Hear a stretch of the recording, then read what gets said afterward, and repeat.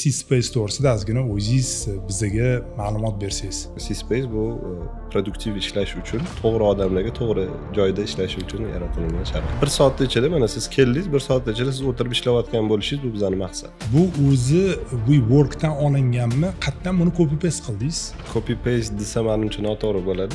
Fin modelda mana men yangi tochka ochdim. Yangi tochka mana siz ochadigan bo'lsangiz, o'zi necha oyda u tochka безубыточныйga chiqadi. Bir kunda. Birinchi kun tochka безубыточныйda bo'lasiz. Va birinchi oydan birinchi kunda YouTube'ga chiqasan. Deyapsiz, mana operatsionda YouTube'ga chiqasan deyapsiz. Va bir oyda o'sha $18,000 ishlaysan deyapsiz. Xo'p dedim. Endi men sizga aytaman. Nima asnoda chiqarib berasiz buni $18,000 ga? Ya'ni uning uchun mijoz tortish kerak-ku. Nima bilan menga mijozni ko'tarib berasiz? Chunki ko'p joylar bor, hozir mijozi yo'q. Pandemiyani misolida oladigan bo'lsak, Reski butun недвижимость bozori uchun, arenda bozori uchun shok bo'ldi. Oldin mana shu 8 tasini ko'rsatib ber, 5 yildagi rivojlanishi qancha topfatdi o'zi, raqamda ko'rsatib bersa ko'rsatib berasiz, ochib berasizmi? Assalomu alaykum aziz tadbirkorlar. Mana navbatdagi CEO Talks bizni podkastimizning mehmoni Dilmurod akamiz, C-Space asoschilari. Dilmurod aka, assalomu alaykum, xush kelibsiz. Baraka toping. Dilmurod aka, C-Space to'g'risida ozgina o'zingiz bizga ma'lumot bersangiz. Hop, C-Space bu set coworkinglar seti. Hozirda alhamdulillah 8 ta ishlab turgan lokatsiyamiz bor. Yana 3 tasi qurilyapti inshaalloh. 2017-yilda ishni boshlaganmiz. 18-yilda birinchi obyektimiz qakras 11-may kuni ochildi. 18-yilda. Bugungacha 20,000 kvadratdan sal oshiqroq joy bizning upravleniyamizda. Endi bu nima degani coworking, ya'ni qanaqa format, qanaqa deganda, в основном assotsiatsiya ko'pincha odamlarda bu faqatgina tam open space'lar, tam 1 soat 2 soatga kelib ketadigan joy deb stereotipni shunaqa o'ylanadi, lekin bu asli C-Space produktiv ishlash joyi. Ya'ni nima ish qilmoqchi bo'lsangiz, shu ofisda ishlanadigan ishlardan produktivniy пространство yaratish bu bizning missiyamiz, vazifamiz. Va anaqada в принципе u закрытый ofislar ham bor, meeting roomlar ham, open spacelar ham, korporativniy ofislar bor. U nima deganiki, ya'ni siz любой ofisni ehtiyojingizni biz to'liqligicha xudo xolasa qondira olamiz. Ya'ni arendaga joy beriladi, полностью оборудованный. Svet, internet, уборка, cleaning xizmatlari, reception xizmatlari, printer, tam konferens komnatalar полностью оборудованный, choy, pechenye, kofe, ruchka, qalam, qog'ozingizgacha to'liq уже hamma narsa tayyor, hech nimaga boshingiz og'rimasdan, aynan o'zingiz ishingiz bilan shug'ullanishingiz uchun organizatsion masalalarga chalg'imasdan yaratilgan sharoit. И плюс o'sha set ichida va C-Space ichida любой lokatsiyaga dostupingiz bo'ladi. Основной bitta joyingiz bo'lsa ham, boshqalariga ham uchrashuvlaringizni o'tkazishingiz mumkin yoki ba'zida har xil joydan ishlashingiz mumkin. Shu jihatdan shu C-Space bu produktiv ishlash uchun, to'g'ri odamlarga to'g'ri joyda ishlash uchun yaratilgan sharoit. Zo'r. Demak, men to'g'ri tushunayotgan bo'lsam, C-Space bu asosiy startapperlarga, kichik biznesni boshlayotganlarga, hozir katta investitsiya qilmasdan ofis olmoqchi bo'lgan insonlarga asosiy mo'ljallangan va qulay joy. Men to'g'ri tushunyapmanmi? Qisman bu yerda gap investitsiya deganda yoki ekonomiy formatga aksent qilinmaydi bizda. Ya'ni aksent nima dediki, endi auditoriya tushunishim bo'yicha biznesovoy odamlar deb aniq qilinadigan bo'lsa, любой biznesda kapitalniy расход bor, operatsionniy расход bor. Biza kapitalniy расход operatsionniga o'zgartirib beramiz. Birinchi o'rinda, ya'ni ekonomik jihatdan, ya'ni hozir bitta ofis olib, unga mebel sotib olib, unga ertaga tam komandangiz kengaysa, kichraysa, yana joy qidirib boshqaruv qilmaslik uchun sizda gibkost bor. U servisni yoki gibkiy ofisniy решение deyiladi. O'sha gibkostni yaratib beramiz. Endi bu degani, lekin arzonroq ham tushadi ko'pincha. Zo'r. Demak, men to'g'ri tushunayotgan bo'lsam, mana men agar hozir tadbirkor bo'lsam yoki startapper bo'lsam, men o'zimga boshlanishiga joy qidirayotgan bo'lsam, o'sha operatsion emas, kapital xarajatlardan qochaman-da. O'zi operatsion xarajatlar ham chiqadi, ijaraga joy ol, uni mebel bilan jihozla, xullas va hokazo. Bu hammasi startapperga, ya'ni boshida biznes boshlayotganda xarajatda. O'sha xarajatlarni riskini olgan holatda minimalniy xarajat bilan ofis olib ishimni boshlash uchun joy. Da. Shunaqami? Bir soat ichida mana siz keldingiz, bir soat ichida siz o'tirib ishlayotgan bo'lishingiz bu bizning maqsad. Zo'r. Va undan tashqari men o'rta biznesni boshqaruvchisi bo'lsam, menda 5 ta 10 ta xodimlar bo'ladigan bo'lsa, ofis rejimida ishlayotgan bo'lsam, unaqa qulaychiligi ham sizlarda imkoniyat bor, ya'ni ularga ham juda ham qulay holat. Men to'g'ri tushunyapmanmi? O'rta yo katta bizneslarda ko'pincha proyektni выделение qilishadi. Ya'ni bitta komanda bor, hozirgi ofisga sig'mayapti, tam 1 yillik qanaqadir deal proyekt. Полноценный hozir arenda сделкаga kirgiligi kelmaydi. Bizda gibkiy решение. Bugun keldingiz, bir soat ichida siz misol 20 kishingizga ofis bor. 100-150 kishilar рабочий место oladigan kompaniyalar bor, katta kompaniyalar ham ishlayveradi. Bu gibkist berganimiz uchun. Zo'r. Hozirgi kunda O'zbekistonda o'zi bunaqa kompaniyalar nechta? Asosiy guruhlar kim? Endi pozitsionirovание jihatdan coworking deb pozitsionirovать qilayotganlar bir nechta. Misol mana anchadan beri borlardan Ground Zero bor, Impact Hub bor, Technology Hub, anaqa hub module bor. Juda ham biz hamma coworkinglar bilan в принципе juda ham yaxshi отношениядamiz. Yaqinda mana BB Works degani ochildi. Lekin ularning hammasi emas, ko'proq fokus nisheviy bitta segmentda anaqa qilishadi. Misol Impact imенно texnologik kompaniyalarga fokus ko'proq qiladi. Ground Zero'ni bir nechta lokatsiyalari bor, ular bo'lishi bizga anaqa formati jihatdan yaqinroq. Biznes sentrlar bor, qaysilar bizni tomonga qarab yuryapti. Ya'ni ko'proq servis qo'shishga harakat qilyapti. Va уже bozordagi konkurensiya ko'rsatyaptiki, kompaniyalar sухой arendadan ko'ra полноценный servis bilan olishga talab ko'payyapti. Zo'r. Dilmurod aka, mana o'zi bitta biznesni boshlashdan oldin strategik marketingda o'zi analiz qilinadi. Ya'ni siz o'sha payt 2018-yil ochgansiz, 2017mi? 18 ochilgan, 17 ish boshlaganmiz. 2017 ochilishdan oldin siz qanaqadir strategiya analiz qilgansiz-da. O'zbekiston bozorini analiz qilib, tahlil qilib, necha foiz shunga moyilligi bor deb hisobot qilgansiz. O'sha payt qanaqa statistika bo'lgan va hozir qanaqa statistikani ko'ryapsiz? Endi vijdonan qaraydigan bo'lsak, chuqur analiz qilinmagan. Ko'proq предпринимательский, intuitsiyaga asoslangan. Misol boshlagan paytimizda bir 6 oycha uni to'g'ri modelni topguncha ancha qiynalingan, ko'p o'zgartirishlar qilingan. Bozordagi o'zgarish nisbatida qaraydigan bo'lsak, уже чисто по опыту, несколько statistika boshlagan paytimizda faqatgina freelancerlarda понимание bo'lgan. Coworking nimaga kerak. Keyin malый biznesda bu tushuncha paydo bo'lishi boshladi. Hozirda уже katta korporativ kompaniyalar ham 10 minglab сотрудники bor kompaniyalar уже servisni ofislarga ko'chishyapti. Понимание bo'lishi uchun boshlagan paytimizda, наверное, там условно 0% edi коэффициент сервисных и гибких офисов по отношению общего коммерческих площадей desak, ofisni площадьlar bo'yicha desak, Londonda taxminan 80% bu narsa, Moskvada taxminan 35% edi o'sha 4 yil oldingi. 35% nimadan? Общий ofislarni площадьidan qanchasi gibkiy servisli formatda berilyapti. Qozog'istonda o'sha payt опять 3-4 yillik informatsiya-ku, o'sha payt где-то bir 2%, 2-3% edi. Bizda hozir hali ham bir endi 2% ga yetib bormadik. Hozir o'sha misol Qozog'istonning statistikasi 5% ga yaqin. Biza ancha anaqadan. Ya'ni bozori trayektoriyasi shunga baribir keladi. Zo'r. Umumiy o'zi ofislarni qiymati kvadratda nechta kompaniya bor, buni tahlil qilasizlarmi? Bozordami, Space'dami? Yo'q, umuman bozorni tahlili. Bozorni unaqa fokus bilan hali tahlilga o'tmadik.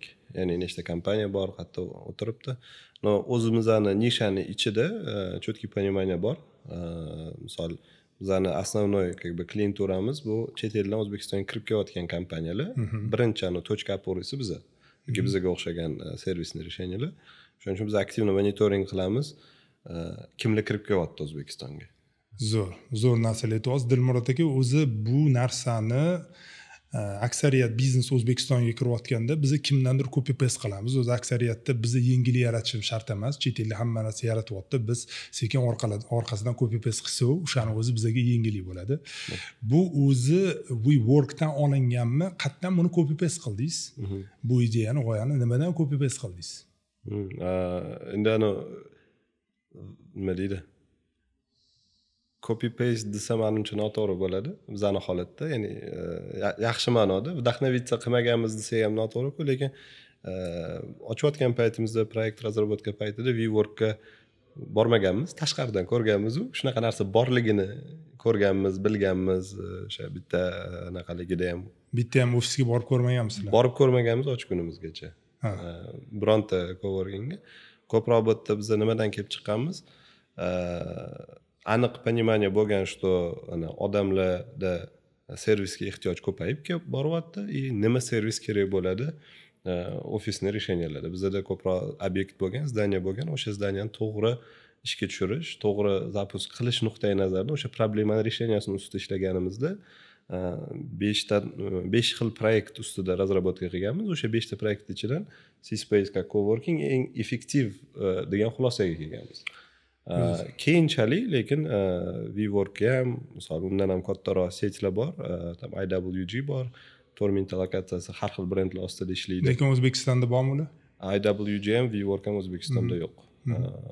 Biz ular bilan WeWork bilan emas, IWG bilan bir necha marta muloqotga kirganmiz, olib kelish uchun, lekin ular nima deydi, franshiza formatida ishlaydi, в нашем лице ular konkurent ko'radi. То есть ular yerda в принципе gap yo'q, beramiz franshizani, lekin hamma sushi lokatsiyalarini bizga o'tkazsak.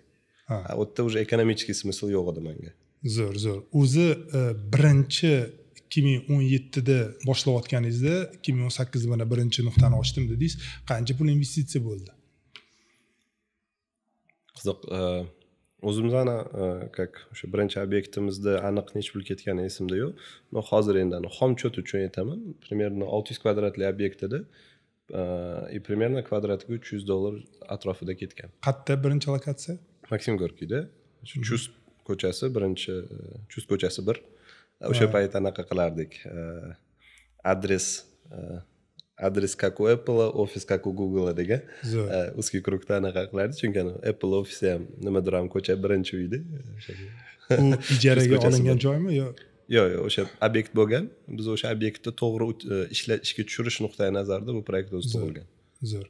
Ya'ni o'zi u bino sherikchiliklarmi? Qanaqa o'zi binoni qanaqa olgansizlar o'zi? Shunaqa bino sherikchilikda bo'lgan. O'sha bir nechta binoni egalari bo'lgan. Biz o'sha egalardan birini как бы vakili sifatida kirganmiz. O'sha juda bizga nima deydi, katta nima deydi, возможность bo'lgan. Xato qilib, xatoni to'g'rilab ulgurishimizga. MVP qilgani. Test qilib o'sha birinchi 6 oyda kerak bo'lsa, endi nima deydi, arenda to'lamaganimizning hisobiga любой tushum bizani уже qanaqadir bo'lsa ham marjaga olib chiqib turardi-da. Chunki sherikchilik bo'lgani uchun. В принципе o'zi keyinroq bir savollarda ham ko'rganim, arendniy sxemada coworking formati ishlamaydi. Ya'ni juda ham katta исключение, odatda ishlamaydi. Zo'r. O'zi bugungi kunda mana C-Space'da nechta xodim ishlaydi? O'rtacha aylanmasi qancha, bir oylik aylanmasi? Aylanma kapitalniy, pulli aylanmasi. Nima aylanmasi pulli? Xo'p, xodimlar soni biz bir nechta уровеньda qarashimiz mumkin. То есть управленческий komanda bor и execution, обслуживающий personal bor. O'sha aho naqalarni hammani qo'shib hisoblaydigan bo'lsak, bir 50 tadan oshiqroq, даже 60 taga ham borib qoldi, сотрудник bor. Управляющий именно komandaga 10 taga yaqin odam. Zo'r. Demak, men to'g'ri tushunayotgan bo'lsam, mana shu 8 ta bugungi kunda C-Space ofislari o'rtacha 1000 kvadratdan 5000 kvadratgacha, o'rtacha даже eng kichkinasi 500 kvadratdan bo'lyapti. Taxminan 5000 kvadratgacha bo'lgan joylarda 50 ta 60 ta управляющий servislar bor. Lokatsiyada, har bitta lokatsiyada joylashgan va undan tashqari sizlarda main ofis bor va u yerda taxminan 10 ta xodim buni boshqaradi. Shunaqa. Operatsionka o'sha yerda. Operatsionka o'sha. Qayerda joylashgan operatsionka? Anaqa qilganmiz, rotatsiya qilib turamiz. Hozir Labzedagi lokatsiyamizda и Maderadagi lokatsiyamizda ikkita obyektdan turib ishlayapmiz. Ko'proq yangi lokatsiya ochilayotganda управляющий komanda fokus o'sha yoqqa qaratadi. Razgon olguncha hamma ishni yo'lga qo'yib olgandan keyin keyingi ochilayotgan lokatsiyaga ko'chadi. Mana sizlarning tajribalardan kelib chiqib, o'zi yangi lokatsiyada necha foizi smart office bo'lishi kerak va necha foizi konferens rumli bo'lishi kerak? O'zi bu eng bizani qimmatli tajribamiz desa bo'ladi. Ko'p narsalarni, mebellarni razmeri, xonalarni proporsiyalari va xonalarni razmeri, bu narsalarni biz juda og'ir uzoq vaqt davomida o'rganib chiqib anaqa qilganmiz, standartga tushirganmiz. Bu narsalar o'zi zotan o'sha biz bilan ishlayotgan partnyorlarimizga ochilinadigan ichki kartalar. Endi xom chot uchun balkim baribir qiymat uchun anaqa bo'lishamiz. Nimaki bu aytayotgan narsangiz biz balansirovka deymiz. То есть balansirovka har bitta obyektni o'zidan kelib chiqadi. U ob'ekt atrofida nima bor, u misol deylik, там biznes sentr ichida bitta etajmi, отдельно стоящий зданияmi, o'sha har bitta faktorni hisobga olib bu narsalarda qanaqadir bir o'zgarish bo'ladi. Endi xom chot uchun nima desak bo'ladi, o'sha primoy monetizatsiyaga olib keladigan bu ofislar, korporativniy bloklar, smart ofislar yoki so'zlarni o'zaro взаимозаменяемый ishlataman. Flex ofislar, servisli ofislar, smart ofislar. Mazmunan bitta narsa o'sha smart ofislar. Bu yog'i непрямой monetizatsiyaga olib keladigan bu o'sha meeting roomlar, open space, lounge zonalar, oshxonalar, bular odatda 50-50 bo'linadi. Xomchotda shunaqa. Lekin uni to'g'ri balansirovka, ya'ni nimani qatga qo'yish kerak, o'sha biz anaqamiz simulyatsiya qilamiz, поток людей. То есть hop misol mana bu yerda ofis qo'ydik, bu yerdan chiqqan odam qayerga boradi, hop meeting roomga boradi, yo'li qanaqa. O'shani polniy biz har bitta obyektni uzoq bir vaqt anaqa ajratib, chuqur o'rganib balansirovka qilinadigan narsa o'zi. Zo'r. O'zi film modelda mana men yangi tochka ochdim. Yangi tochka mana siz ochadigan bo'lsangiz, o'zi necha oyda u tochka безубыточностьga chiqadi? Bir kunda. Birinchi kun tochka безубыточностьda bo'lasiz. Wow. Endi bu yerda bitta anaqa moment bor, katta kapital investitsiyadan keyin boshlangan proyekt bo'ladi. Ya'ni siz bu zdaniyani qurdingiz, remont qildingiz, ochilgan kungacha siz o'zi 6 oy ishladingiz u yerda. Ubitkaga o'shanchani ochilish kuni bu уже по сути birinchi klient kelgan kunda. Da, chunki variable cost, переменный расходlar coworkingda nisbatan juda kam. Условно birinchi 2-3 ta klient kirsa, endi biz odatda pre-sale qilamiz. Odatda obyekt ochilgungacha qanchalikdir уже загруженный bo'ladi. O'sha qurilish payti, предзапускный fazalarda. Соответственно, ochilingan kuni уже klient kirdi, to'lashni boshladi. Demak, siz уже operasionniy plyusdasiz. Zo'r. Dilmurod aka, keling, siz bilan mana shu film modelga ozgina chuqurlashsak, ozgina yoritib bering. Juda ham qiziq menimcha. Aynan biznesmenlarga.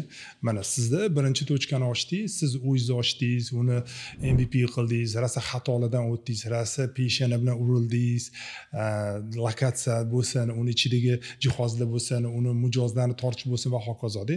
Mana ikkinchi tochkani ochdingiz, uchinchi, hozir 8 ta ochibsiz. Sizning film modelingiz hozir qanaqa? Qanchasi shu 8 tadan franshizada ishlayapsiz, qanchasi o'zingizni aynan xususiy joyingiz? Hop, ikkita obyektimiz o'zimizning o'sha C-Space anaqasi, primoy vovlеченности bor obyektlar. 6tasi bu o'sha sherikchilik, ya'ni klassический franšiza modelida emas bizda. Franšiza управления deyiladi. Ya'ni более такой dangalroq aytganda bu muzoraba yoki sherikchilik bir сделкасы bo'ladi. Ba'zi obyektlarda biz ham pul tikkanmiz, ba'zi obyektlarda sheriklarimiz pul tikkan. O'sha 8 tadan 6 tasi o'sha formatga tortadi. Xo'p, aniqlashtirsa bo'ladimi? Obyekt razmeriga qarab, odatda shu 25 ga 75 foydadan sherik bo'lishimiz mumkin. Yoki оборотdan sherik bo'lishimiz mumkin, когда partnyorimiz расходlarni ba'zi vладельцlarni o'zida qanaqadir уже kompaniyasi bor, boshqa bor, более effektivniy расход qila olmayman, o'sha uchun sen foydaga emas, оборотdan gaplashaylik degan payt u 14% orientir olinadi. 14-18 orasida anaqani razmeriga qarab. Оборотdan deganda umumiy aylanmadan. Xo'p, endi savol, mani joyim bor. Taxminan men to'g'ri tushunayotgan bo'lsam, eng kamida bugungi kunda 1000 kvadrat joyim bo'lsa, men siz bilan mana shu to'g'risida, ya'ni siz bilan mana shu film model bo'yicha gaplashishga imkoniyatim bo'ladi, to'g'rimi? Shunaqa. O'rtacha 1000 kvadratdan 5000 kvadratgacha. Xo'p, endi savol. 10 minggacha gaplashyapmiz. Hozir 10 minggacha. Eng kattasi hozir necha kvadrat? Hozir ishlab turgan obyektlarimizda eng kattasi o'zi 5000 ga yaqin. lekin hozir qurilayotgan obyektlarimiz ichida 8 minggacha ketyapmiz. Zo'r. Mana men o'sha tasavvur qiling, o'sha 5000 kvadratli joyim bor, lokatsiyasini ko'rdinglar, yoqdi. Hop, 2 etaj. Men nimani investitsiya qilaman, siz nimani investitsiya qilasiz? Menga foydaga sherik bo'lish uchun birinchi variantda siz 14 dan 18 gacha foydaga sherik bo'laman deysiz. Yo'q, оборотga. 25 orientir, 25 razmerga qarab o'zgaradi. Bu foydaga. Nima men tikaman, nima sizlar tikasizlar? Hop, tikuv jihatdan muzoraba kontraktlarda yoki franshiza kontraktda biz kapitalni vовлечённый bo'lmaymiz. Endi odatda obyektni kelishuvdan zapuskgacha 6 oydan 9 oygacha vaqt o'tishi mumkin. Har xil uzoq vaqt oladi, baribir qurilish anaqalari bor. Shu periodda 3 ta faza bor. O'sha konsept, pre-opening и дальше операционное управление. O'sha konsept bilan pre-opening уровнida bizdan juda katta mehnat talab qilinadi. Planirovkasini qilish, dizayn proyektini kontrol qilish, qurilish tepasida turish, исполнение, дальше resale, o'sha narsalarni biz qilamiz. Bu или fiksirованный qanaqadir summa hisobiga, или o'sha kelishuvdagi дальнейший управлениеdan qoladigan foydani hisobiga. Kapitalniy investitsiya klassический сделкамizda bu sherigimiz tomonidan, ya'ni o'sha binoni egasi odatda binoni egasi tomonidan qilinadi. И bu yerda biz hech qanaqa pul olmaymiz. Hamma investitsiya по сути obyektni o'ziga ketyapti. Qurilish, mebilirovka, shunaqa. Zo'r. Keling, ozgina chuqurlashaylik. Mana meni joyim bor. Sal oddiyroq tushuntiramiz. Tadbirkorlik meni joyim borda, sizlar menga demak brend bukili bor, shablon bor, hamma ya'ni sizda konstruksiya bor. Sizlar meni 1000 kvadrat joyimga sizlar konstruktivni o'zingizlar shabloningiz asosida tushirib berasizlar, dizayn qilib berasizlar va shu asnoda men sizlarning shabloningizdan chiqmagan holatda qurilish qilaman. Men pul tikaman, sizlar o'tda ya'ni texnik nadzor asosida uni nazorat qilasizlar. Sizlarning shablonlardagi bo'lishi kerak, mebilirovkasi, yumshoq kreslosi va hokazo hamma narsasi bo'lishi kerak. Bu o'rtacha menga 1 kvadrati demak $300 dan tushadi. Agar 1000 kvadrat bo'ladigan bo'lsa, men $300,000 investitsiya qilyapman. Buni albatta biz fiksirib qilib boramiz va sizlarning shabloningiz bilan ular bitadi. Shunaqami? Sizlarning investitsiyalar birinchi etapda bu sizlarning vaqtinglar, shabloninglar, tajribanglar bilan birinchi investitsiya bo'lyapti. Men to'g'ri tushunyapman? Shunaqa. Просто bu yerda nima deydi? Noziroq masala. Ruxsat bersangiz sal chuqurroq qilaman. Xuddi shu aynan mana shu mindset tushuncha sal noto'g'ri tushunchaga olib kelib qo'yyapti. 300 ming investitsiya qilinmayapti. Shu obyekt bu sizniki. Bu investitsiya emas. Bu o'zingizning binoyingizga o'zingiz anaqa. U bizani olib kirasizmi? Kim kirishidan qat'iy nazar, o'sha obyektga siz baribir qiladigan расходingiz. Qilmasangiz, unda налог на имущество ishlatilmayotgan obyektlarga ko'tarilib unda расходingiz. Bu bizani talab uchun tikilayotgan pul emas. 300 ming yoki bo'lib ham 300 ming bu, наверное, более такой juda konservativniy sifra, o'zi ko'proq bo'lsa kerak. Qarang, men tadbirkorman-da, men biznesmen bo'lgani uchun men joyimni 1000 kvadratda ijaraga beraymi yoki investitsiya qilaymi, men hamma tarafdan o'ylayman-da. Hozir men o'sha tadbirkor bo'laroq, mana shu bizani muxlislarga o'xshab sanayapman-da. O'shancha guruhga sanayapman. Misol uchun siz hozir 300 mingdan ham ko'p oshishi mumkin dedingiz. Xo'p, mayli, kerak minimalni olaylik. Men $300,000 tikdim. Demak, bu sizlarni birinchi qiladigan ishinglar, sizlar menga shablon beryapsizlar, sizlar buni nazorat qilyapsizlar, avtorskiy nadzor qilyapsizlar. Men to'g'ri tushundim? Zo'r. Ikkinchi etapda sizlar endi menga nima beryapsizlar? O'sha birinchi konseptni berdik. O'z birinchi qadamimiz fin model beramiz. Zo'r. Fin model 5 yillik prognoz bo'ladi. Prognoz bo'ladi. O'tda fin modelda sizlar taxminan menga raqamlarni ko'rsatasiz. Полностью hamma sifralar ochilinadi. U raqamlar qanaqa raqamlar bo'ladi meni 1000 kvadratimda? U lokatsiyaga bog'liq, zdaniyaning konstruksiyasiga bog'liq, ya'ni izmeniya anaqalar variable mudirda. Zo'r. O'rtacha bor-ku, sizlarda baribir kupayimiz bor-ku. O'rtacha fin modelinglar bor-ku. Misol uchun shaharda yaxshi lokatsiyada joylashgan, yaxshi deganim Maksimburgda joylashgan bo'lsin lokatsiyada. Xo'p, va keling shu yerdan bir anaqa qilaylik. Yoki mana hozir oxirgi obyektinglar menimcha modern. Keling o'sha modern hisobida olaylik. Mana men modernni boshqaruvchisiman, egasiman. Men o'sha necha ming kvadrat tutdi? O'ta 4000 kvadrat. 4000 kvadrat. 4000 kvadrat.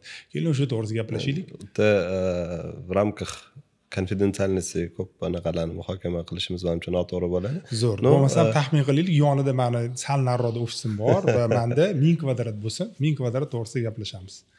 kelishdimi? Ruxsat bering, shuni bitta sal paradigmasini o'zgartiraylik. Bitta kontekst uchun menda bitta o'zi qanaqadir o'zini hisob kitobi bor, men buni balans teoriyasi deyman-da o'zim uchun. Ya'ni deylo bir juda chetda bitta A-klass biznes center qurib qo'yishda mazmuni yo'q. Shunaqa. U baribir qimmatga ketmaydi. Juda markazda bir etajli tomi past bir arzon ofis qurishdan anaqa isrof joy. To'g'ri. O'sha hamma narsani o'zini balansi bor desak, har bitta obyektda lokatsiyadan kelib chiqib, uni joylashuvi, oldagi infrastrukturasi, juda ko'p faktorlardan kelib chiqib, uni o'zini o'sha me'yori bor. И в том числе kapitalniy investitsiya jihatdan biz nima deymiz? Binoni narxi, unga ketgan hamma rasxod va umuman hamma investitsiyani hisobga olganda bizning partnyorimiz godovoy 12% foyda olayotgan bo'lishi kerak. Bu bizning targetimiz, selimiz. Xo'p, godovoy 12% yaxshi. Demak, men $300,000 tikadigan bo'lsam, binoingiz narxini ham qo'shing unga. Zo'r. Binoni narxini qo'shdim. Hop, binoni amortizatsiyasini qo'shaman, narxini qo'shamanmi? Uni bino uslovni turibdi, korobka. Deylik 1 millionga qurgansiz yo sotib olgansiz. 1000 kvadratli misol $1000 dan olgan bo'lsangiz, men kelib o'tgan yana $300 dan kvadratiga tikasiz 1.300.000 tikasiz desam, siz примерно bir oyiga 15.000 dan topayotgan bo'lishingiz kerak. Bir yilda o'sha 12% где-то qancha bo'ladi? 180.000 bo'ladimi? Чтобы 6 yil, 7 yil oralarida okupayimizga biz selitsa qilamiz. Zo'r, qarang, Dilmurod aka, men nimani hozir aniqlamoqchi edim. O'zi любой narsani sherik bilan ochamanmi yoki o'zimni joyim bo'ladi. Menda shunaqa, ya'ni mafkura bor-da. Hattoki meni o'zimni omborxonam bo'lsa ham, men o'zimga o'zim ijara to'layman-da. Shunaqa. Chunki bu meni film modelimda to'g'ri ishlash kerak-da. Ertaga qayerdadir ko'payadigan bo'lsam, buni ommalashtiradigan bo'lsam, hamma joyda o'zimni joyim bo'lsa ham ijara to'lashim kerak. O'shanga men hozir film modeldan ko'rmoqchimanki, mana hozir men 1000 kvadrat joyim bo'lsa, men hozir bir yilda agar $180.000 oladigan bo'lsam, 1000 kvadratga $300.000 tikib ofis qiladigan bo'lsam va sizlarga ijaraga beradigan bo'lsam, o'zi aslida u joy ijara narxi ham shunaqada.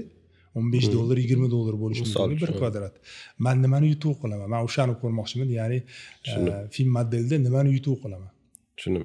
Ikkita narsa, опять-таки o'sha bizning ichki sellarimizdan partnyorimiz klassический arendniy skemaga nisbatan 20% ko'proq topishi kerak. Zo'r. Bitta moment. Ikkinchi moment bor, ko'p partnyorlarni xato qiladigan, ko'p partnyorlarimiz emas, ko'pchilikni aytadi, mana yonimdagi zdaniya deydi, misol $15 dan arendaga beryapti. Shuning uchun men ham bu yerdan hisobimda $15 topishim kerak deydi. Biz aytamiz, "Hop, top" deymiz. Nima masala? Мы тут при чем? Как бы, yani bizaga именно anti nastroyenli odamda mana shu gap bo'ladi-da. Kimdir aytadi, "Mana $40 dan beryapti, mana bu qo'shnim" deydi. Hop, beraver deymiz. Lekin realность shunaqaki, narx boshqa narsa. Faktически загруженность boshqa narsa. O'shaning uchun to'g'ri modelda недвижимость arendniy сделкалari qanaqa hisoblanadi? Hamma o'zini optidan kelib chiqib, har xil hisob bor-ku. Misol 1 yilda o'rtacha necha oy band hisoblanadi obyektingiz, загруженный.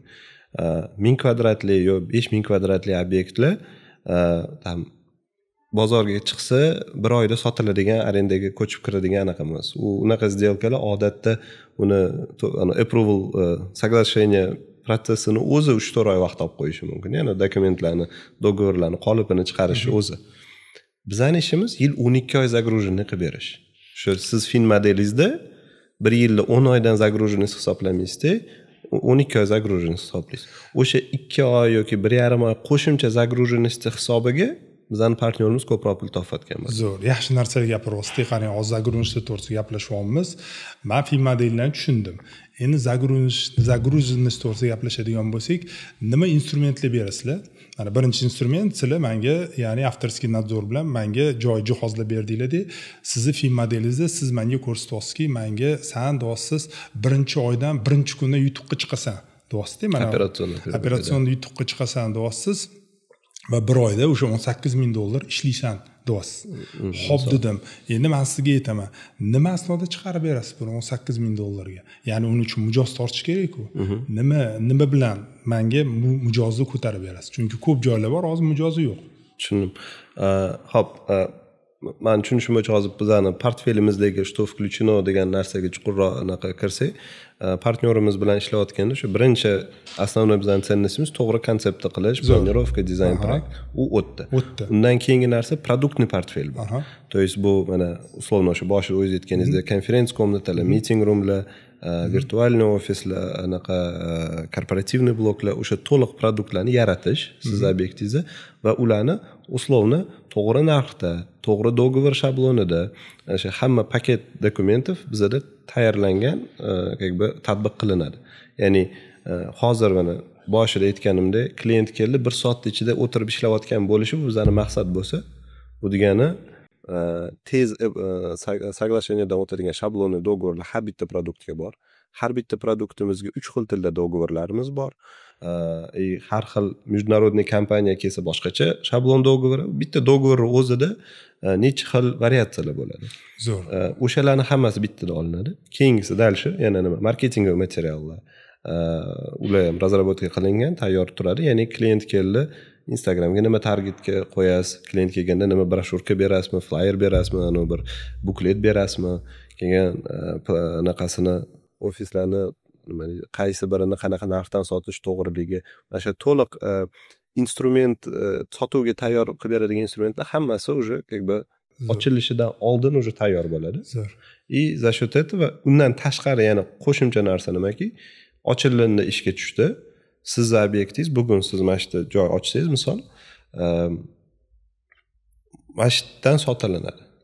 Bizda har bitta lokatsiyadan hamma lokatsiya sotilinadi. Zo'r, yaxshi narsalar gapirasiz Dilmurod aka, qarang. Men sizni yaxshi tushundim. Ya'ni necha foiz загрузка tushsa, men o'sha sizlarni 12% foydaliga chiqa olaman. Mana men 1000 kvadratim to'g'risida gapiryapman-da. Necha foiz загрузкамda bu точка безубыточный desam bo'ladi, $18,000 men uchun, ya'ni ijara plus narsa-da. O'sha ijara plus 20% desa bo'ladi. O'sha narsaga necha foiz загрузкада chiqaman men bu narsaga. Xo'p, bizda усредненный загруженность fin modelimizda 80-85% olamiz.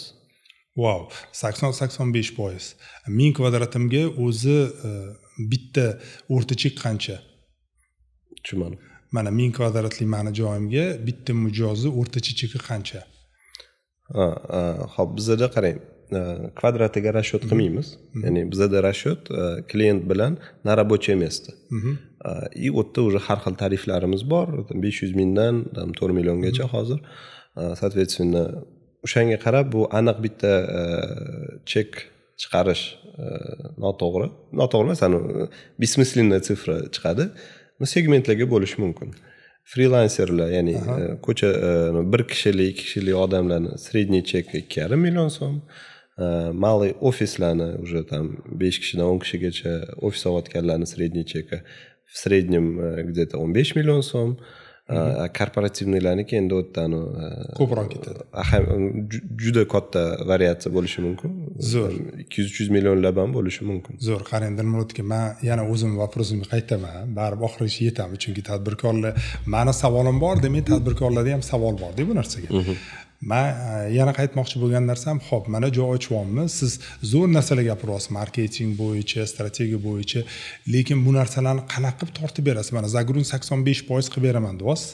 Xo'p, deylik, misol uchun, meni 1000 kvadrat joyimda nechtadir o'rindiq, nechtadir joy bo'ladi-da. Shu joy sizlarda joy deb ataladimi yoki lot deyilsa kerak. Mana men misol uchun desk deymiz, desk misol uchun menda 1000 ta lotim bo'lishi mumkin. Tam freelancerlar uchun 500 ta lot bo'lishi mumkin, ofis uchun nechtadir lot va o'sha B2B uchun nechtadir lot bo'lishi mumkin-da. Bularning hammasini hisobida siz 85% загрузка qilib beraman deyapsiz. Nima instrumentlar asosida qilib berasiz? Va ochilishi oldin necha oydan buni instrumentlarni ishlatasizlar? Hop, obyekt ochilishidan 3 oy oldin sotuv boshlanadi. Endi instrumentlar masalasiga kelganda, qarang, agar buni bir bitta o'tib chiqadigan bo'lsak, международный platformalar bor, например, brokerskiy platformalar bor, международный coworking platformalar bor. Ya'ni butun dunyoda hozir siz Toshkentdan turibman, tam deylo, Avstraliyada ofis olaman desangiz, haqqa borasiz. O'zi Avstraliyaning ichki OLX bormi, siz uni bilmaysiz. Международный plashatkalar hammasida biz podключать qilib chiqamiz har bitta lokatsiyani. Qo'pol hisobda buni siz o'zingiz ham qilishingiz mumkin. U hech qanaqa zapret yo'q. shu darajada ko'pki bunaqa narsalar har bittasini ulab chiqish bu bilmayman bir vaqtingizni oladi. Bu bitta narsa. Sizlarda ulangan bu narsa. Ha, bittada ulanadi. Bu bitta как бы lead flow'i bitta kanallardan bittasi. Xo'p, bu lead qayerga kelib tushadi? Necha foiz sizlarda chet elliklar? Asosiy bu chet elliklar uchun ishlatiladigan lead-da, bu lead generatsiya, to'g'rimi? Da. Hop, necha foiz o'zi chet elliklarni tashkil topadi? 5-6%. 5-6%. Korporativlikni hisoblamaganda. Zo'r. Bu leadlar qayerga kelib tushadi? Bizani Voronkaga. Ha, sizlarda Voronka nimada joylashgan? CRM sistemamiz. Sizlarda CRM bor? Ha, o'zimiz. Ha, nima CRM ishlatasizlar? Ammo CRM. O'zimizga adaptatsiya qilingan azaldan o'shani ishlatamiz. Zo'r. Demak, sizlarda call center bor. Call center emas, отдел продаж bor. Ну, не совсем полноценный call-center. Outsourcedami? Yo'q, naоборот, ichki komanda. Zo'r. Nechta xodim call centerda ishlaydi? Hozir 2 ta. Zo'r. Demak, men 1000 kvadrat ochadigan bo'lsam, 5-6% o'sha yerdan kelishi mumkin, lead generatsiya bo'lib, международникlarni o'zi. Qolgan narsa qayerdan keladi? Mana 85%imiz 5% ketdi. Qolgan 80%ni qayerdan tortamiz? Xo'p. Men nima demoqchiman, o'sha fikrimdan sal anaqa ketib qoldim. Любой рабочий инструмент bugungi kunga o'sha narsa bizda tatbiq qilinadi. Mani условно говоря, farqim deyli любой boshqa o'zim qilaman degan odamni bizani komanda biza buning ichida yashaymiz. Условно tam yangi nimadir chiqsa, o'sha narsani kechirasiz. O'sha narsani tatbiq qilish ustida bizani aktivni мы живем этим-da. Zo'r. O'shaning uchun hozir ana qaysi kanallarni ishlatasiz? OLX ham ishlatamiz, Telegram kanallarni ham, Instagramni ham, Facebookni ham, onlayn продажani ham, brokerlarni ham, realtorlarni ham, международный kompaniyalarni ham, выставкаlarni ham, где ограничение, где лимит degan joy bo'ladi. Zo'r. Yaxshi narsalar gapiryapsiz. Просто biz men tadbirkor bo'laroq menga sal aniq noaniq bo'lyapti-da. Misol uchun men ertalabdan qaradim-da, bolalarga aytdim, qani menda marketingda 17 ta odam ishlaydi-da. Qani dedim, C-Space o'zi marketing bo'yicha nima instrument ishlatyapti dedim va biz marketing bo'yicha umuman instrument topa olmadik-da. O'shanga men aniqlik kiritmoqchi edim. Targetga Facebook label kirsa, u yerda bitta ham bugungi kunda target videolar yo'q, axvat uchun yo'q, kreativ uchun yo'q, veb-saytiga kirdi, veb-saytni ko'rib. O'shanga men qiynayaptiki, qayerdan lead kelyapti. Qayerdan lead generatsiya qilyapsizlar? Marketing o'zi komandanglar bormi? Shu narsa bo'yicha ozgina yorug'lik qilib bering va nima instrument ishlatyapsizlar? Tushundim. Savolni shu yerdan boshlaymiz. Hop, eng katta bizani anaqa potok beradigan narsa bu klientskiy bazamiz, setimiz. Biza siz hozir потребитель nuqtai nazaridan qaraganingizda haqiqatda bir anaqani topishingiz qani o'zi biladingizda. Lekin nimaga deganda bizani auditoriyamiz kimligiga tushunishimiz muhim. Eng katta fokus qayerda? Mana freelancerlar bor, допустим, bular juda важный segmentimiz. Ular odatda poiskovoy plashatkalarda bizani qidiradi. Instagramdan bizani qidirmaydi. Ya'ni hech kim, ya'ni biz restoran emasmiz-da. Условно, bundoq kirdimda postni ko'rdida, shunga ishtahasi ochilib borib ovqat yemaydi. Bizga уже достаточно вовлечённый, подготовленный odamlar kelishi muhim. Уже u bor, Toshkentda deyli yashayapti, qayerdadir o'zining rayoni bor, o'sha uyiga yaqinroq atrofimda nima bor deb Yandexdan qidiradi, Google Mapsdan qidiradi, coworking platformalari bor. Bir nechta shunaqa platformalardan o'sha yerdan Tugisdan qidiradi, например. O'tda biz target yoqamiz. Bu bitta misol. Ikkinchi tip klientimizda malый biznes. Siz ofis qidirsangiz qayerdan qidirasiz? Men ofis qidirsam Googledan qidiraman. Nima deb yozasiz? Googledami ofis, arenda ofis deb qidiraman. Anaqasi arenda ofis deb qidirasiz, yana qayerdan qidirasiz? Yandexdan qidiraman. Yanachi? Instagramdan qidiraman. Instagramdan ofis qidirasiz. Unda o'zgartirish. Nima demoqchiman? Важный момент, например, там, misol OLXdan ham katta massa odam malый biznesli OLXdan qidiradi.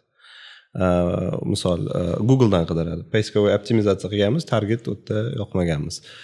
Biz endi har bitta kanal продажи test qilamiz. Себестоимость лида изучаем, смотрим u konversiyasi qancha bu yerdan kelayotgan lidlarni.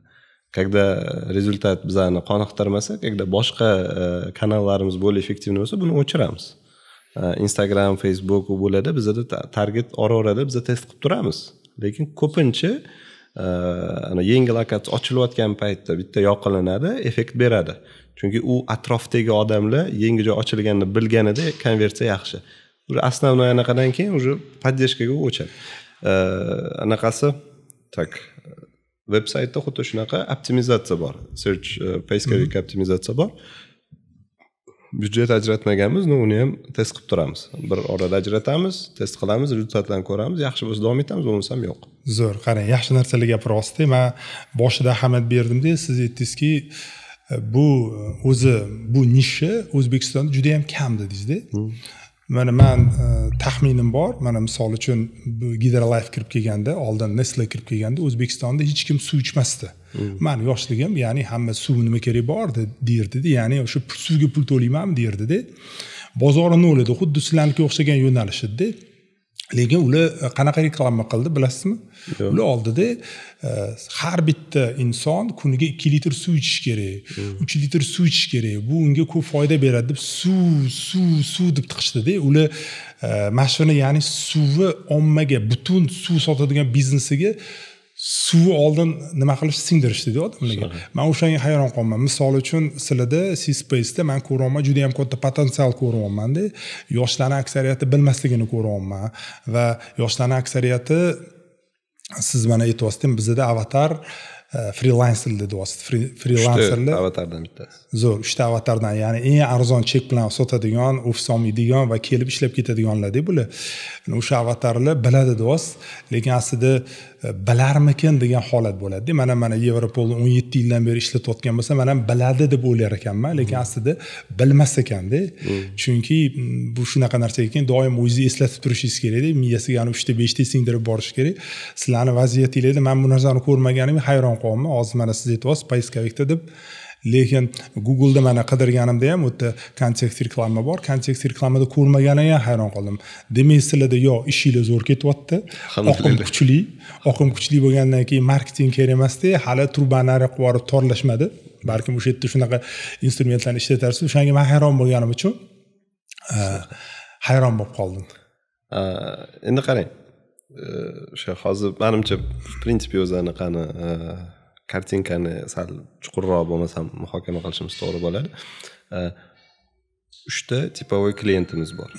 3 ta tipovoy klient, har bittasini o'sha sredniy cheki bor, LTV'si bor va customer acquisition costi bor. Biza primoy reklamani customer acquisition costini ancha baland deb xulosa qildik va biz buni regularno test qilib turamiz. Ya'ni bir bitta kelib sotib olishini aytyapsizlar-da? Da. Ya'ni qanaqa ma'noda? Haqiqatda juda to'g'ri gap aytdingiz. Anaqani hamma freelancerlar potensialni bizlarni bilamizmi? Yo'q. Lekin u freelancerlarga primoy reklama orqali bildirishi себестоимость слишком baland bugungi kunda. Что это того не стоит. Lekin boshqa instrumentlar, sam fakt, что misol mana bugun bu yerda o'tirganimni deylu sababi ham bu biz uchun marketingoviy anaqalarimizdan bittasi. То есть shu podkastlarda присутствие qilish, почти любой там hackathon deysmi yoki tam bironta молодежный eventlar bo'lgan paytda biz обязательно sponsировать qilamiz. O'sha yerlardan odamlar biladi. Ko'p anaqalarda именно профессиональный eventlarda biz присутствовать qilamiz как sponsor или как соорганизатор. O'tdan qanaqadir awareness, ya'ni bildirish yaratiladi. Instagramdagi primoy anaqada biz o'zimiz uchun qilgan xulosamiz, to'g'ri pozitsionirovание qilmasangiz, mana bizani pozitsiyamiz bilan ценностimiz nimada? Продуктивное рабочее пространство. Endi misol просто для интереса umumiy bozor o'rganib chiqsangiz, imенно coworkinglarda freelancerga to'liq fokusini yaratganlar har doim juda aktiv sotsialniy saytlarda bunaqani har xil deyiladi, интересный kontent qiladi, intervyu qiladi u yo'q. Biz undan ko'rdik, отторжение bo'lyapti bizning klientlarimizda. То есть наоборот aytyapti, yo'q, tegma, mana men ishimni qilay deyapti. Menga qiziq videolaring kerak emas, menga комфортный и продуктивный рабочий пространство, где меня не отвлекает. Kechasi men чуть-чуть там отвлечься хочу. Тогда мне было бы интересно с кем-то пообщаться, menga community yaratib ber. O'sha narsadan ustida biz ko'proq ishlaymiz, ya'ni Anaqa o'z backgroundim marketologda. Bir kun so'rashganda o'sha etika fanida muhokama qilingandi. Bizani missiyamiz uslovni produktni tiqishmas. Produktni ochib berish, qiymatini o'sha produktni yaxshiligini odamlarga yetkazib berish kому надо-da. Biza пока ko'rmayapmiz, что deylo Instagram yoki Telegram frilanserlar uchun eng effektivniy sposob kommunikatsiya этого месяца. Zo'r. Qaysi ommaviy tarmoq effektivniy frilanserlar uchun? Sotsialniy anaqaga fokus qiladigan bo'lsam, bilmadim. Qatdan sizlar ko'proq LTV olasizlar yoki ROI olasizlar? Qatdan ko'proq olasizlar? Return on investment, ya'ni sizlar qaysi ommaviy tarmoqdan o'sha frilanserlarni jalb ko'proq qilyapsizlar, qayerga ko'proq investitsiya qilyapsizlar? Statistika bo'yicha qayerdan ular ko'proq kelyapti? Eng katta bizani lead flowimiz o'sha har xil platformalar orqali bo'ladi. O'sha partnyorskiy setkamiz orqali bo'ladi. Men hali ham tushunmayman, tadbirkor qaysi platformalarni aytyapsiz? Xo'p, mana misol uchun siz deylo Qozog'istondasiz, deylo O'zbekistonga kirib kelmoqchisiz. 5% menga uni aytib bo'ldingiz. Xo'p, men qolgan 80% to'g'risida gapiryapman. Tushundim. Siz boyaga narsani tashlab yuboryapsiz-da. Assalomu alaykum aziz tadbirkorlar. Videoni shu joyigacha ko'ribsiz, demak siz biznesingizga befarq bo'lmagan insonsiz. Aksariyat biznesmenlarda men bugungi kunda marketingda, sotuvda, strategiyasida va xodimlarni olishda ko'p muammolar borligini kuzatyapmiz. Agar sizda yuqoridagi muammolar kuzatilayotgan bo'lsa, unaqada men sizni zamonaviy sotuv bo'limini 7 ta qadami degan biznes treningimizga taklif qilaman. Bu yerda men o'zimning hayotimdan kelib chiqib, bugungi kunda biznesimda ishlatayotgan strategiya, marketing, sotuv, xodimlarni olish bo'yicha real case'larda yechimlar berib o'taman va siz buni bemalol o'zingizning biznesingizga qo'llashingiz imkoniyati bo'ladi. Bizning treningimizga yozilishi havolasi videoning opisaniyasida. Men sizlarni treningimda kutib qolaman. Assalomu alaykum. Bir qadam orqaga tashlaylik. Hop. 3 ta klientimiz bor. To'ppa-to'g'ri. Freelancer, malый biznes, korporatlar. To'ppa-to'g'ri. Xo'p. Eng katta как бы поток, finansiy поток korporatlar orqali. Eng kichkina поток freelancerlar orqali. Malый biznesda o'sha o'rtasi. Shu 3 ta kategoriyani определить qiladigan bo'lsak, endi boyadan beri suhbatimiz bizni freelancerlarga taqalamoqda. Klient qayerdan kelyapti deb aytayapman. Men bitta yana 2 ta produkt, 2 ta kategoriya klientim bor. Zo'r, yaxshi gapiryapsiz. Qarang, men nimaga bu narsalarni beryapman? Chunki siz marketingda strategik marketing bo'yicha o'qigan bolasizda. Men to'g'ri tushunyapman. Strategik marketingda biz любой narsani investitsiya qilayotganimizda 5 yil, 10 yil oraliqqa oldinga qarab strategiya tuzamizda. Shunaqa. O'z aslida bu bugungi kunda freelancerlar ertaga katta korporatsiya va bizga katta investitsiya olib keladigan xodimlar bo'lishi mumkin-da. Bizga ko'p LTV'si kelajakda katta bo'lishi mumkin. Siz buni yaxshi bilasiz. O'shanga marketing strategiyadan men o'shanga pastdan boshlayapman-da. Hali tepadagilarga kelmadik. Pastdan boshlayotgandim. O'shanga menga qiziqdi. Nima strategiya qilyapsizki, bularni ertaga ushlab qolish uchun, bularni ko'paytirish uchun bu savolimga javob o'shanga qidiryotgandim. Qarang, ushlab qolish boshqa narsa, привлекать qilish boshqa narsa. Qarang, mana привлекать qilish jihatdan men aytayapman, sponsorство har xil eventlarda, har xil universitetlar bilan partnyorstvolarimiz bor. То есть bu разработанный anaqalar. O'sha yerdan, demak, o'sha yerdan ko'p lead-generasiya o'sha yerdan keladi. Men to'g'ri tushunyapman? Ha. Lekin bitta важный момент, u социальный сеть emas-da. То есть социальный сеть bizda instrument informirование sifatida ishlaydi. Zo'r, mana bunaqa narsada. Привлечение emas. Zo'r, qarang, men universitetlarda eventlar o'tkazyapman. Men uni qanchalik foydaliligini qanaqa o'lchayman? Siz sponsor sifatida? Yo'q, mana men siz o'rningizdaman. Men misol Dilmurod akamiz C-Space bu eventlarni qanchalik samaradorligini qanaqa raqamda o'lchyapti? Ha, anaqalab beramiz, sertifikatni пользование beramiz, har xil summalarga yoki endi biz skidka bermaymiz, biz сразу depozit beramiz, o'shani anaqasi baryersiz odam kelsin. Birinchi keldi, tam deyli bir hafta, bir oy qanchasidir уже как бы qo'lida sertifikat bilan o'shalarni o'lchaymiz, ya'ni nechta tarqatdik-ku, nechta keldi. Odatda misol 50 ta studentga to'g'ri fokusirованный event bo'ladigan bo'lsa, o'shandan 50 ta tarqatsak, условно deylik, tam 5 tasi qaysidir lokatsiyamizga kirib keladi. Zo'r.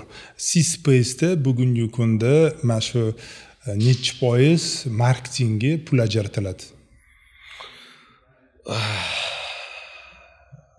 Aylanmasidanmi yoki tushumidanmi? Nima nechi foiz sizlar ajratasizlar marketingga? Hop. Konfidensialniy sifralarga aniq qilyapsiz-da. Dilu 5%. 5% tushumdan. Ha. Xo'p, o'zi marketing bo'limida nechta xodim ishlaydi? 2ta. Zo'r. Kam emasmi?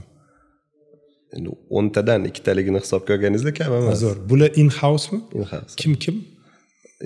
Ya'ni o'zi lavozimlari kim? Nima ish? Global по маркетингу, полный o'sha hamma narsani kurirovat qiladigan, как бы chief marketing officer. И uni yonida bitta dizayneri bor. O'sha asosan ikkalovligi hamma ishni aniq qilishadi. Zo'r. C-Space'da sotuv bo'limi bormi? Shu boyaga call centerga aniq qilganimiz, bizda sotuv bo'limi. Demak, ular men просто sotuv modelini tushunmoqchiman-da. Sizlarda misol uchun zaявka tushgandan keyin qanaqa etaplardan o'tib boradi u? Tushundim. Mana sizlarda AMO CRM bor, men to'g'ri tushundim. Sotuv modellarini tushuntirib bera olasizmi? Bilasizmi,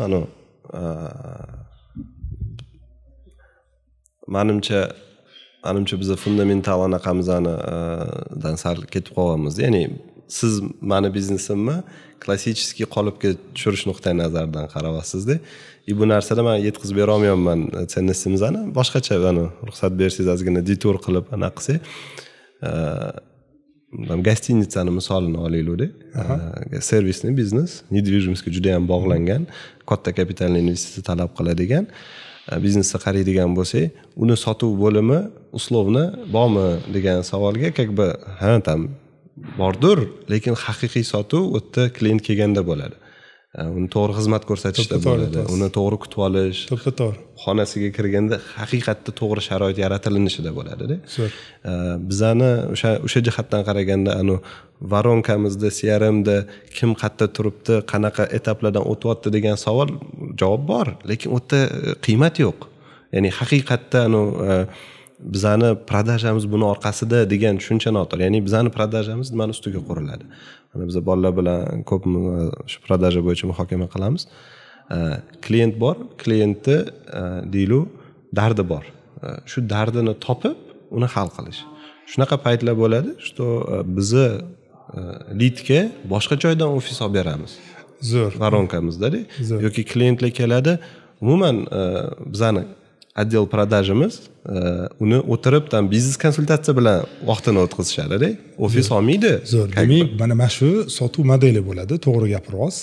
Men mana shu to'g'risida gaplashmoqchiman-da. Demak, bu yerda sizda call centeringiz uchrashuv belgilab beradi. Bu bitta xodim, ya'ni sizni uchrashuv belgilangandan keyin sizni hunteringiz yoki closeringiz u bilan uchrashadi, uni dardini eshitadi va shu asnoda unga kelgan yechim beradi. Mana shu hammasi sotuv emasmi? Sotuv modeli emasmi? Sotuv modeli, menimcha terminologiyani o'zida sal уже bizani qadriyatimiz jihatdan anaqa противоречие paydo bo'lyapti. Menga buni как бы hazm qilib men tushunaman, что bu sotuv instrumenti sifatida qarashimiz mumkin. Lekin bu narsani biz odamlarga yordam berish instrumenti sifatida ham qarashimiz mumkin. Biz bu narsani consulting deb qarashimiz ham mumkin. To'g'ri aytyapsiz. Men nimaga aytyapman? Men bugungi kunda C-Space, mana shu Dilmurod akam CEO'si, men 60 ta 70 ta odam boshqarar ekansiz. Men aniqlik kiritmoqchiman. Dilmurod akamda kompaniyasida, ya'ni sotuv bo'limida bunga diqqat bilan qarashadimi?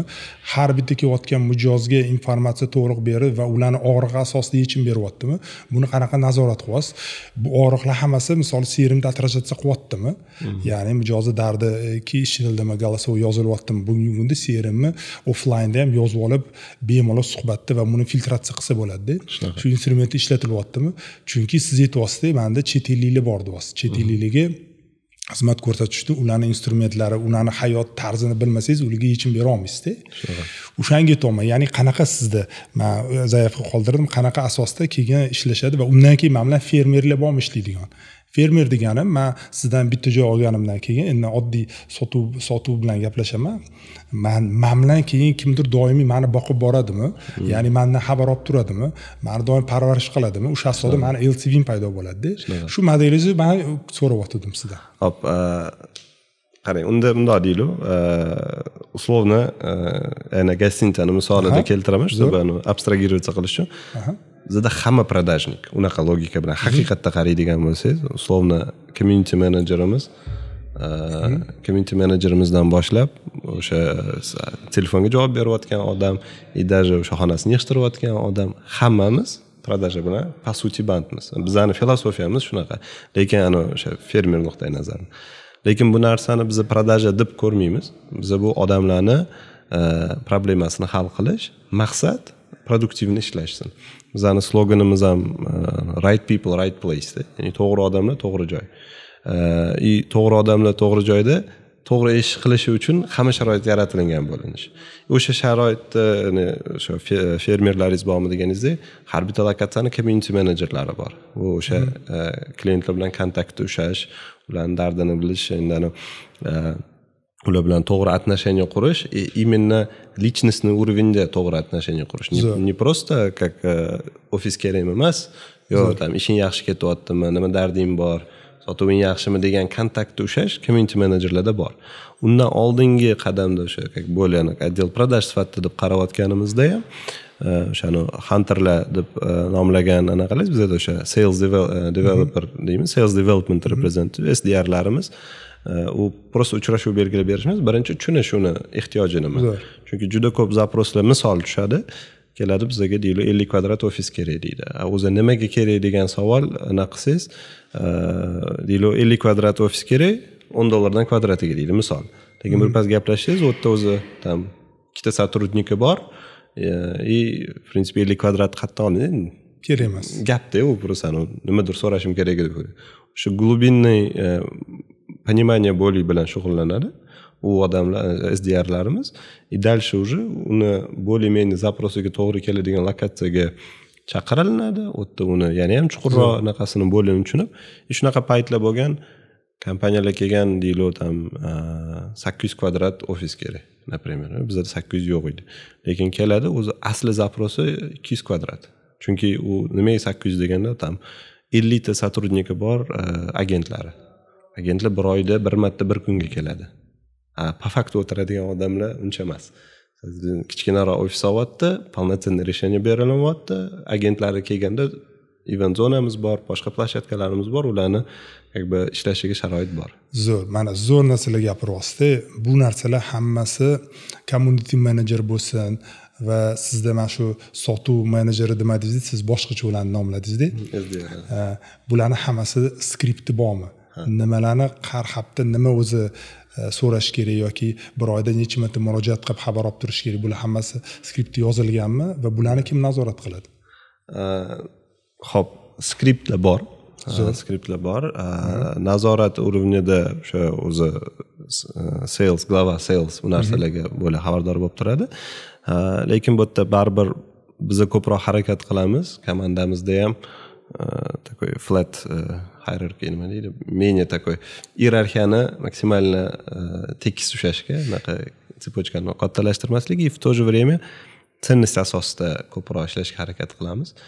Ya'ni niskолько там усердный kontrol emas, haqiqatda qilayotgan ishini jamiyatga qiymati borligini bilgan uchun, haqiqatda odamlarni dardini hal qilayotganini sezgan uchun ularni o'zida достаточно yaxshi performance bo'ladi. Bu уже deylik kelgan сотрудник bitta joylashib ishni o'rganib olgandan keyin uni особый там kontroldan ko'ra uni qadriyatlari bilan ishlash muhimroq.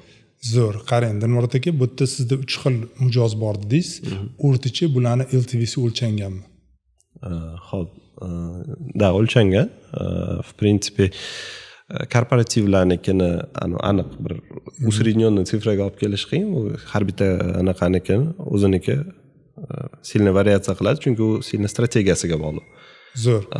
Qolgan ikkitasiniki достаточно ясно. Hop, qancha?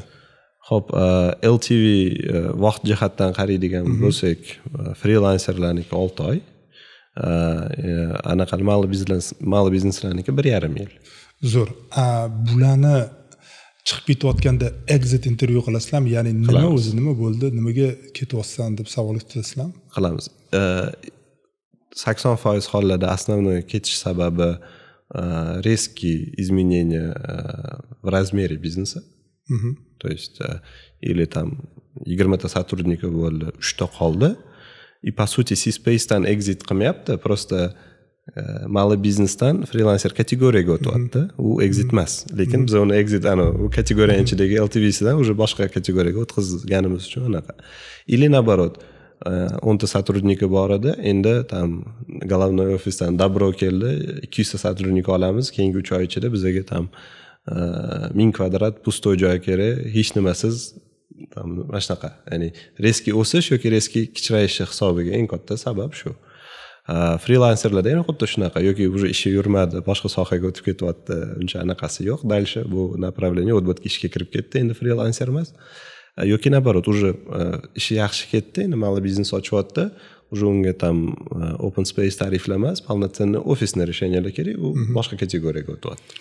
Zo'r. Bizning maqsadimiz o'zi, klient LTV jihatdan o'zi nimaga biz 3 xil produktni по сути содержать qilamiz deganda, klient professional hayotidagi ofisni savollarini to'liq siklini biz bilan o'ta olsin. Ya'ni kattalashsa kattaroq joy bera olaylik, kichraysa kichkinaroq joy bera olaylik. Misol bitta kompaniyani misolida oladigan bo'lsak, mana biz bilan 5 yil davomida kelganda 4 kishi edi. Keyin 10 kishi bo'ldi, keyin 20 kishi bo'ldi. 130 kishigacha chiqquncha biz bilan o'tirdi. Keyin уже ofis полноценный o'ziga sotib oldi. Уже strategik yo'nalishi sal o'zgarib, возможность borligida o'zi remont qilib, o'ziga sharoit qilib chiqib ketdi. No, как бы butun mana shu 5 yillik yo'l 4 kishidan 130 kishigacha обслуживать qila oladigan kompaniyalar menimcha kam. Zo'r. C-Space'da o'zi 1 yilda bir marta kapitalizatsiyasi sanab turiladimi? Zerikkan paytimda qarab o'zim taxmincha chaqalaysizmi? O'zimga narx berib qo'yaveraman, o'zim xursand qilish uchun, lekin faktichki qanaqadir kalkulyatorga solmaysiz. Kalkulyatorga solmaymiz. O'rtacha bugungi kunda nima bo'laysiz, kapitalizatsiyasi qancha? Xo'p, oxirgi metrikalardan oldin xomchot qilganimda bizning kapitalizatsiyamiz meni hisobimda 7 milliondan balandroq deb оценка berdim. Bu lekin nima deydi, bir аргументированный, обоснованный narsa deb aytish qiyin. Больше такой klassический xomchotdagi discounted cash flowga tashlaganingizda примерно shunga yaqin chiqsa kerak dedim, даже hisoblab ham chiqqanimiz yo'q. Zo'r. C-Space o'zi mana ближайший kelajakda, yaqin kelajakda 5 yilda o'zi nimaga erishmoqchi, kelmoqchisiz, nima qilmoqchisiz? Xo'p. Qadriyatimizdan kelib chiqsak, menimcha sloganimizdan qadriyat emas. Right people, right place deganmiz. Ya'ni to'g'ri odamlar, to'g'ri joy. To'g'ri joyda. Bu nima deganiki desa, biz shunaqa joylar yarataylikki, чтобы maksimalni odamlar, professionallar produktivni ishlashi uchun sharoit yarataylik. Nima degani desa, biz o'zimizning o'sha qiymat yaratish tepotkasidagi bitta zvinomiz. Условно там qaysidir programmist, qaysidir buxgalter, qaysidir marketolog, tam kullerda suv bo'lmaganda kapsulani ketidan yugurishi, svet o'chib qolganda elektrosetiga borishi, yoki konditsionerda tam ishlamaganda uni to'g'irlatishi, bu produktiv ishlamayotgani desak, bizning maqsadimiz shu maksimalni ko'proq odamni maksimalni produktiv ishlashiga, ya'ni bo'lib ham to'g'ri odamlarni deymiz. Ya'ni to'g'ri odam deganda deylik, jamiyatga foydasi tegadigan ish bilan shug'ullanayotganlarni. Zo'r, yaxshi narsa. Multi level marketinglar bilan ishlamaymiz yoki tez boyib ketish sxemalarini продвигать qiladiganlar bilan biz odatda ishlamaymiz. Bu biza va bizda o'tirgan rezidentlarimiz, uni qo'shnisi ham jamiyatga foyda keltirayotganiga ishonishi muhim. 5 yilda qayerda ko'ryapsan deganingiz, xudo xolisa hozir точный roadmapda eslolmayapman. Toshkentning o'zida 50 ta obyekt целевой anaqamiz, bizning bozor potensialini оценкasi 50 ta C-Space taxminan 2000 kvadratdan в среднем hisoblasangiz bo'ladi bitta lokatsiyaga. И дальше qo'shni davlatlarga chiqish, 5 yil ichida уже adashmasam 4 ta davlatga chiqqan bo'lishimiz kerak. Maqsad Alloh nasib qilgan bo'lsa inshaalloh. Demak, O'zbekistonda 50 ta C-Space Toshkentda. Toshkentning o'zida, O'zbekistondachi? Manimcha har bitta viloyatda sredniy yana ikkitadan orientirasiz bo'lsa kerak. Uni chuqur o'rganib chiqmaganmiz, faqat vodiyni o'rganib chiqdik. Potensial bor, Samarqandni o'rganib potensial bor. Qolgan viloyatlarni hali chuqur o'rganib ko'rganimiz yo'q. Zo'r. O'zi kimdir sherikchilikka kiraman deb taklif qildimi? Vodiydan zaпрос tushgan bir necha marta, kelishuv yo'q. Hali kelishuv yo'q hech qanaqa. Zo'r. O'zi aslida ya'ni mana shu elitaga chiqish uchun 2-3 yilda sizlarga investitsiya talab qiladimi? O'zingizlar kuchinglar bilan chiqmoqchimisizlar? Bizani aynan C-Space modeli capital light, ya'ni o'sha boya aytib o'tganimdek odatda binoni egasi investitsiya qiladi. Ya'ni qiziqqan odamlar bo'lsa, ba'zida shunaqa zo'r obyektlar chiqib turadi. No binoni egasini hozir возможность pul tikishga shunaqa paytda pul kerak bo'ladi. Lekin bu C-Space kamiz aynan qaysidir obyektga bu bo'lib turadi. Mana shu C-Space to'g'risida mana hozir 50 ta filial kamida O'zbekistonda, Toshkentda faqat o'zida 50 ta bo'ladi. Taxminan O'zbekistonning barcha viloyatlarini oladigan bo'lsa, taxminan bir 70 tacha qilaman degan hozir vachisidan eshitdim. WeWork'ning holati kam emasmikan? Yo'q. WeWork'ning xatosi bu tez kengayishida emas, metod оценки biznesida bo'lgan. Ya'ni ular o'zini to'liqligicha texnologik kompaniya sifatida deb o'zini pozitsionировать qilgan va investitsiyani shu asosda jalb qilgan ustida bo'lgan. Biza достаточно klassический biznesimiz, servisный biznes, недвижимость sohasida. Управление недвижимостью, эффективная загрузка недвижимости. Bu bizani, как бы говоря, biznesimiz. И bizada o'sha boyagi momentlarda ham aytib o'tgandek, capital light modellarimiz. Ya'ni biz katta pul расход qilmaymiz servis uchun. Katta pul binoni o'ziga ketadi va u binoni egasida qoladi. В принципе, biz u yo'ldan ancha uzoqmiz alhamdulillah. C-Space'da men o'zi ko'rayotganim zo'r model topgan ekansizlar. Haqiqatan men ko'rayotganim sizlarning WeWork kuni kelmaydi. Men tadbirkor bo'laroq ayta olamanki, siz moliyadan juda ham kam investitsiya qilyapsizlar, lekin asosiy investitsiyalar o'zingizlarning brendinglar, o'zingizlarning kuchinglar, shabloninglar, franshizani konkretno beryapsizlar, lead generatsiya beryapsizlar, загрузкani va'da beryapsizlar va operatsionka boshqaruv va'da beryapsizlar. O'zi aslida mana shuni o'zi katta yutuq. Agar men ofis qurayotgan bo'lganimda 100% C-Space bilan shartnoma tuzgan bo'lardim. Bu yerda o'zi aslida men boya sizga bosim qildim, lekin siz pam berdingiz, himoyalandingiz, to'g'ri qildingiz. O'zi aslida bu yerda tadbirkor yutuq boshqa joyda. Tadbirkor yutuq agar men ofis qurayotgan bo'lsam, C-Space keladigan bo'lsa, bu menga qo'shimcha mijozlar, investorlar, o'tdan anaqani oqimni ko'paytiradi va shu asnoda keyingi etajlarimga ham bu katta ta'sir ko'rsatadi. O'zi sizlarning qiymatingiz shu-da o'zi aslida. Men ko'rib turibman, o'shaning uchun bemalol o'tirib, bu qiymatingiz borligini bilib turib, ko'zlar oxirida otaman deyapsiz. Shunaqa deb, bu yerda ijarada emas-ku gap. Sizlarning brendinglarda va sizlar olib kelayotgan katta ofislarga, binolarga qiymatinglar. Shunaqami? Juda to'g'ri anaqa aytdingiz. Biz bir necha yil oldin buni analiz qilganimizda sredniy chek mana deyli biznes center, deyli 10 etaj. Biz deyli bir etajini oldik. O'sha infrastruktura to'liq yaratilgan hisobiga sredniy chek где-то $1.5 oshdi. Anaqa qolgan etajlarda. Zo'r, demak bu o'rtacha 10%. Shunaqa o'sha paytda как раз 10% atrofida chiqdi. Ya'ni butun zdaniyani sredniy chekini oshirib berishda bizning foydamiz bor. Yana bitta narsa bor. Men anaqani sal yomon ko'raman, ya'ni over promise, under deliver qilishi, nima deydi? Ko'p обещать qilib yuborishi. Realность qanaqa? Biza bozordagi bor potensialni realizovat qilishni bilamiz. Biz yo'q bozori paydo qilishni bilmaymiz. Lekin o'sha bor potensialni to'g'ri va tez, effektivniroq realizovat qilishni bilamiz.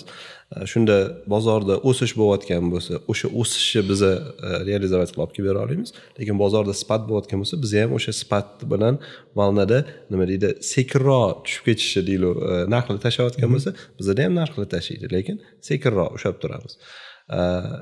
Gibki kontraktlarimizni hisobiga, bozordan bizani ishimiz shu bo'lgandan keyin har doim pulsda qo'limiz, bilib turamiz nima o'zgarish bo'lyapti, narxlar qanaqa, hozir nimaga zapros ko'proq. Соответственно, mana pandemiyani misolida oladigan bo'lsak, резкий butun недвижимость bozori uchun, arenda bozori uchun shok bo'ldi. Birdaniga hamma chiqib ketdi, bu bizga ham anaqa udar bo'ldi, lekin qiziq naблюдение bo'ldi. Katta kompaniyalar kichraydi, kichkinaroq ofis qidirdi. Kichkina kompaniyalar ofisni yopib chiqib ketdi, frilanser kirdi. Ya'ni bizadagi biznes holatida nimani qila oldik? Alhamdulillah, Alloh yetkazib qo'ygani shu bo'ldiki, yangi segment klientni o'zimizga jalb qildik. Oldin bizga qaramayotgan klientlarni o'zimizdagi klientlarimiz bitta produktimizdan boshqa produktga o'tdi. Shu hisobdan uslovni boshqa bitta целевой produkt bilan ishlayotgan biznes sentrlarga nisbatan bizning obyektlarimiz o'sha paytda bitta edi, в принципе 20-yillar ancha bo'lib qoldi. Obyektimiz загруженности в принципе juda ham tushib ketmadi. Ushab tura oldik и мы смогли yaxshiroq anaqaga chiqishga imkoniyat bo'ldi. Zo'r, qarang, yana mana ijarani ko'rsatdi, mana zo'r, qarang, hozir yana biz ijara, mijozlar to'g'risida gaplashyapmiz, konversiya, foizlar to'g'risida gaplashyapmiz. Shunda meni savolim bo'ladi, mana men ya'ni siz bilan shartnoma tuzgan bo'lsam, siz menga film modeli ko'rsatib berdingiz 5-6 yilda, ya'ni o'rtacha sen 12% umumiy qiymat, binoni qiymatidan 12% sen olishing kerak degan xulosani berdingiz. Endi agar undan pasayib ketsa-chi, ya'ni men kutilgan yoki siz va'da qilgan narsalar bo'lmasa shartnomada nima ko'riladi? Xo'p. 12% bu oldindan bizga garantiya beradigan sifra emas. Ya'ni bu obyektdan obyektga farq qiladi. Lekin fin modelda biz 5 yillik prognoz beramiz. O'sha prognoz realizatsiyasiga biz uverenmiz. Bo'lmasa nima bo'ladi? Bo'lmasa qanaqa bo'ladi? Biz o'sha kontraktimizda bir nechta punktlar bor. Ikkala tomonni himoyalaydigan 5 yillik kontrakt odatda minimalniy srok, досрочное освобождение mumkin emas. Fin modeldagi sifralarni biz значительно bajara olmasak, ya'ni исполнение qila olmasak, уважительный sababsiz partnyorimizda как бы возможность ochiladi. Birinchi досрочный biz bilan расторгнуть qilishga. Bo'lmasam 5 yil обязательствоmiz bor, bu yerda досрочный paydo bo'ladi. Ikkinchi narsa nima bo'ladi? Biz определенный o'sha ramkalarning ichida пока fin model realizatsiya bo'lmaguncha biz pribilimizni olmaymiz. То есть условно там 100 so'm topamiz dedik, 70 so'm sizga, 30 so'm menga dedim, 80 so'm topdik. 70 so'm sizga, 10 so'm menga degan sxemalar qilishimiz mumkin. Zo'r. Qilishingiz mumkin. Qildinglarmi buni? Alhamdulillah shu paytgacha hali bu vaziyatga tushmadik. Zo'r. Demak, men siz bilan shartnoma tuzadigan bo'lsam, shunaqa shartnoma tuzaman. Siz bo'ladi.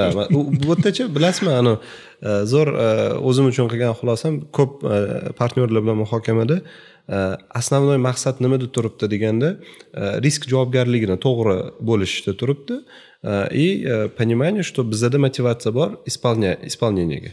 И bizda ham interes turadi, partnyorimizda zainteresованность bor исполнениеga. Shu joyda bitta moment aytib o'tdim. Любой sxema qilishimiz mumkin, lekin bu hammasi взаимосвязаны. Garantированно to'lab berish majburiyatini ola olaysam, ola olayman. Lekin 80 ga 20 meni foydamga bo'lsa olaveraman. 20% garantированно misol uchun deyman, endi aska uchun.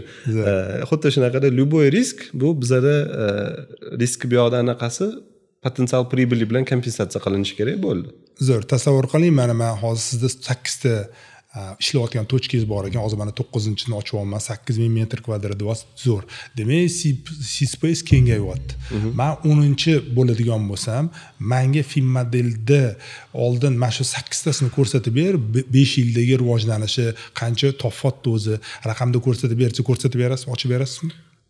Xo'p, 12-chisi bo'lasiz inshaalloh. 12-chisi bo'laman. Agar hozir 8 ta ishlayapti, 3 ta qurilyapti. Zo'r. O'sha predatkritsiya fazasida inshaalloh. Nasib bo'lib qolsa, balki 13 ham bo'ladi. Boyaga qaytadigan bo'lsak, partnyorskiy lokatsiyalarimiz bu sherigimizning omonati, konfidensialniy bo'lishi mumkin. Oldinlar sheriklarimizni konkretniy misol, mana shu obyekt qiziq deyilganda oldidan o'tib qarshi bo'lmasa ochib berishimiz mumkin. O'zimizning obyektlarni anaqasi buxgalteriyasini ochib ko'rsatishda hech qanaqa ikkitasi o'zinglarniki, o'shani ochib berasizlar aksariyat. Yunusobod bilan Maksim Gorkiyni chustdagi obyektimizni kalkulyatsiyasini potensialniy понимание bor partnyorimiz zainteresованный bo'lgan paytda muhokama qilish, uni ochib ko'rib anaqa qilish problema yo'q. Zo'r. O'zi aslida men hayron qolayotganim, sizlar aytayotganki, birinchi kun ochiladi, birinchi kundan biz foydaga ishlaymiz deyapsiz. Ochilish kunidan. Ochilish kunida. Mana menda film modelimda Yevropolda shunaqaki, men o'zi bitta lokatsiyani olsam 1 yil butka bilan olaman-da. Mana shu narsaga ko'nib, misol uchun $5,000 arenda bo'lsa, demak men bir yilda $60,000 shu yerdan zarar ko'raman deb tayyor bo'lib olaman-da. Sizlarning film modelinglar menga o'qiyotgani birinchi kundan foydaga kiraman, birinchi kunda foydaga kirasiz deb ko'rsatib beryapsizlar-da. Yo'q, endi bu yerda so'zlarni tanlashimizda hamcha sal ehtiyot bo'lishimiz kerak, nima deydi, katta gapirib qo'ymasligimiz uchun. Binoni bizada arendniy расход в принципе bo'lmaydi. Endi biz binoni egasi bilan sherik bo'lib kiryapmiz-da. Zo'r. Men to'g'ri tushundim. O'sha upushinni pribel deb qaraladigan bo'lsa, unda taxminan 6 oy ketishi mumkin bizada ham. Arendniy потокdan ko'proq sifraga chiqishga. Cash flow jihatdan operatsionniy pribelность, ya'ni nima, переменный расходini o'zini olgan paytimizda, kapitalniy расходni hisoblamagan paytimizda birinchi kundagi tushumlar уже почти в принципе уже bir 20%, 25% загруженностьga chiqqanimizdan keyin уже hamma расходlar qoplanyapti va nimadir foyda qolishga boshlagan bo'ladi. Lekin bu foyda hali kapitalniy расходni окупить qildi degani emas va bu foyda hali arendniy потокdan qimmatroq degani emas. Zo'r. O'rtacha mana shu har bitta lokatsiyani ochayotganimda nechta xodimni ishga olasiz? Obyekt razmeriga qarab u qattiq o'zgaradi. O'rtacha endi deylik 1000 kvadratni shablonda 4 ta xodim ishga olinadi. Kim? Bitta branch manager, полный administrativ hamma narsalarga javobgar, community manager, полный klientlar bilan o'sha obyektdagi klientlar bilan ishlashga javobgar. Ikkita nочной smenada ishlaydigan, klientlar bilan ishlaydigan сотрудник. Zo'r. Tozalaydigan, uni kommunikatsiyasi qaraydigan ular hammasi outsource bo'ladimi? Ular outsource bo'ladi. Zo'r. Hamma yoqda har xil, ba'zi obyektlarda o'zimiz olamiz.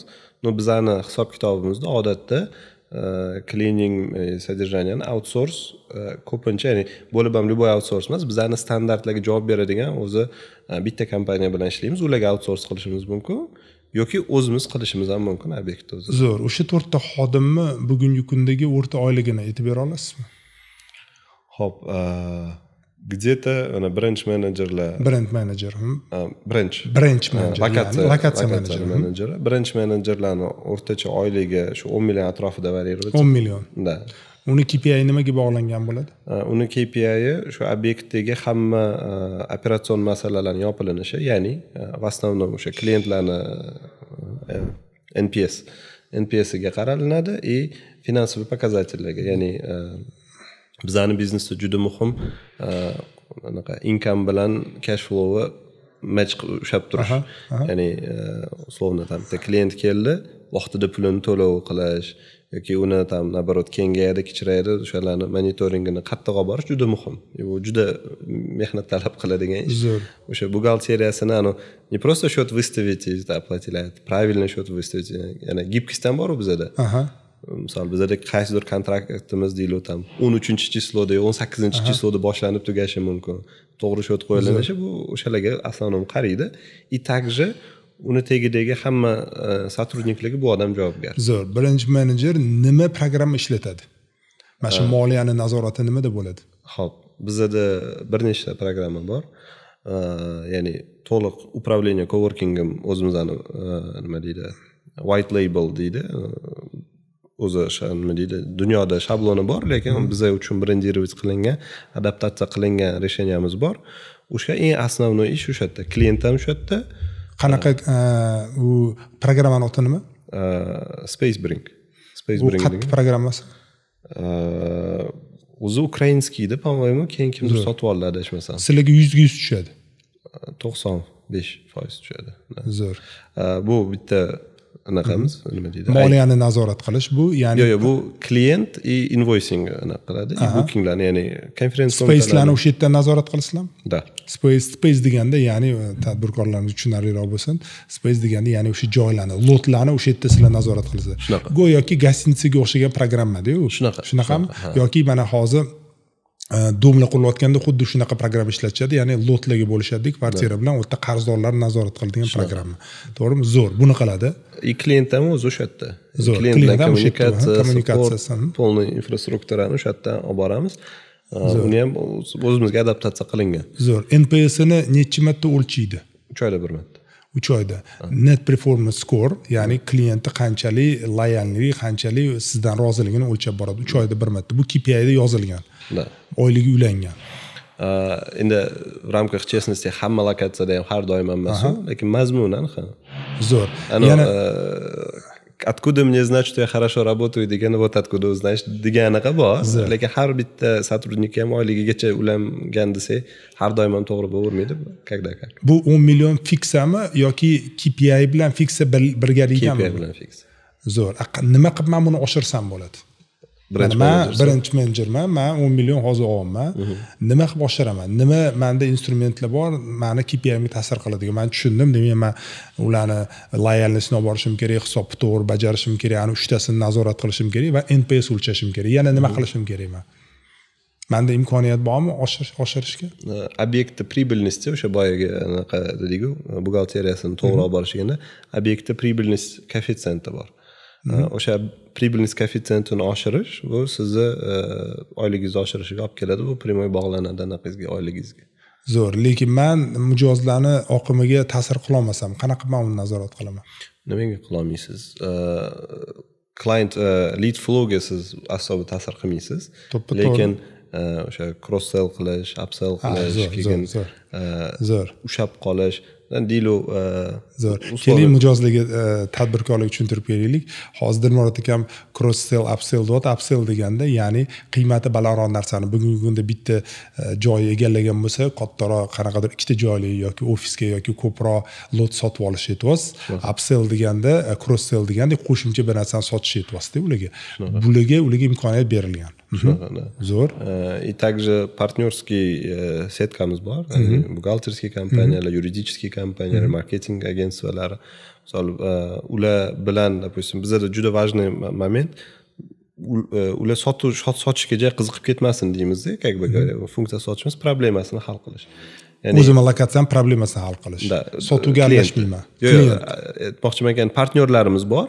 Partnyorlarni biz predlagать qilamiz klientlarimizga. Lekin birinchi menejer buni sotuvi bilan uvlikatsiya qilib ketib qolmaydi. Chunki prioritet u klientni bo'lini men o'zi aslida men fermerman. Men bor mijozlarni ushlab qolib, ularni boqib, ularning NPSni o'lchab, imkoniyat yaratib, upsell, cross sell qilish. Zo'r. Ikkinchi xodimimiz kim edi? Community manager.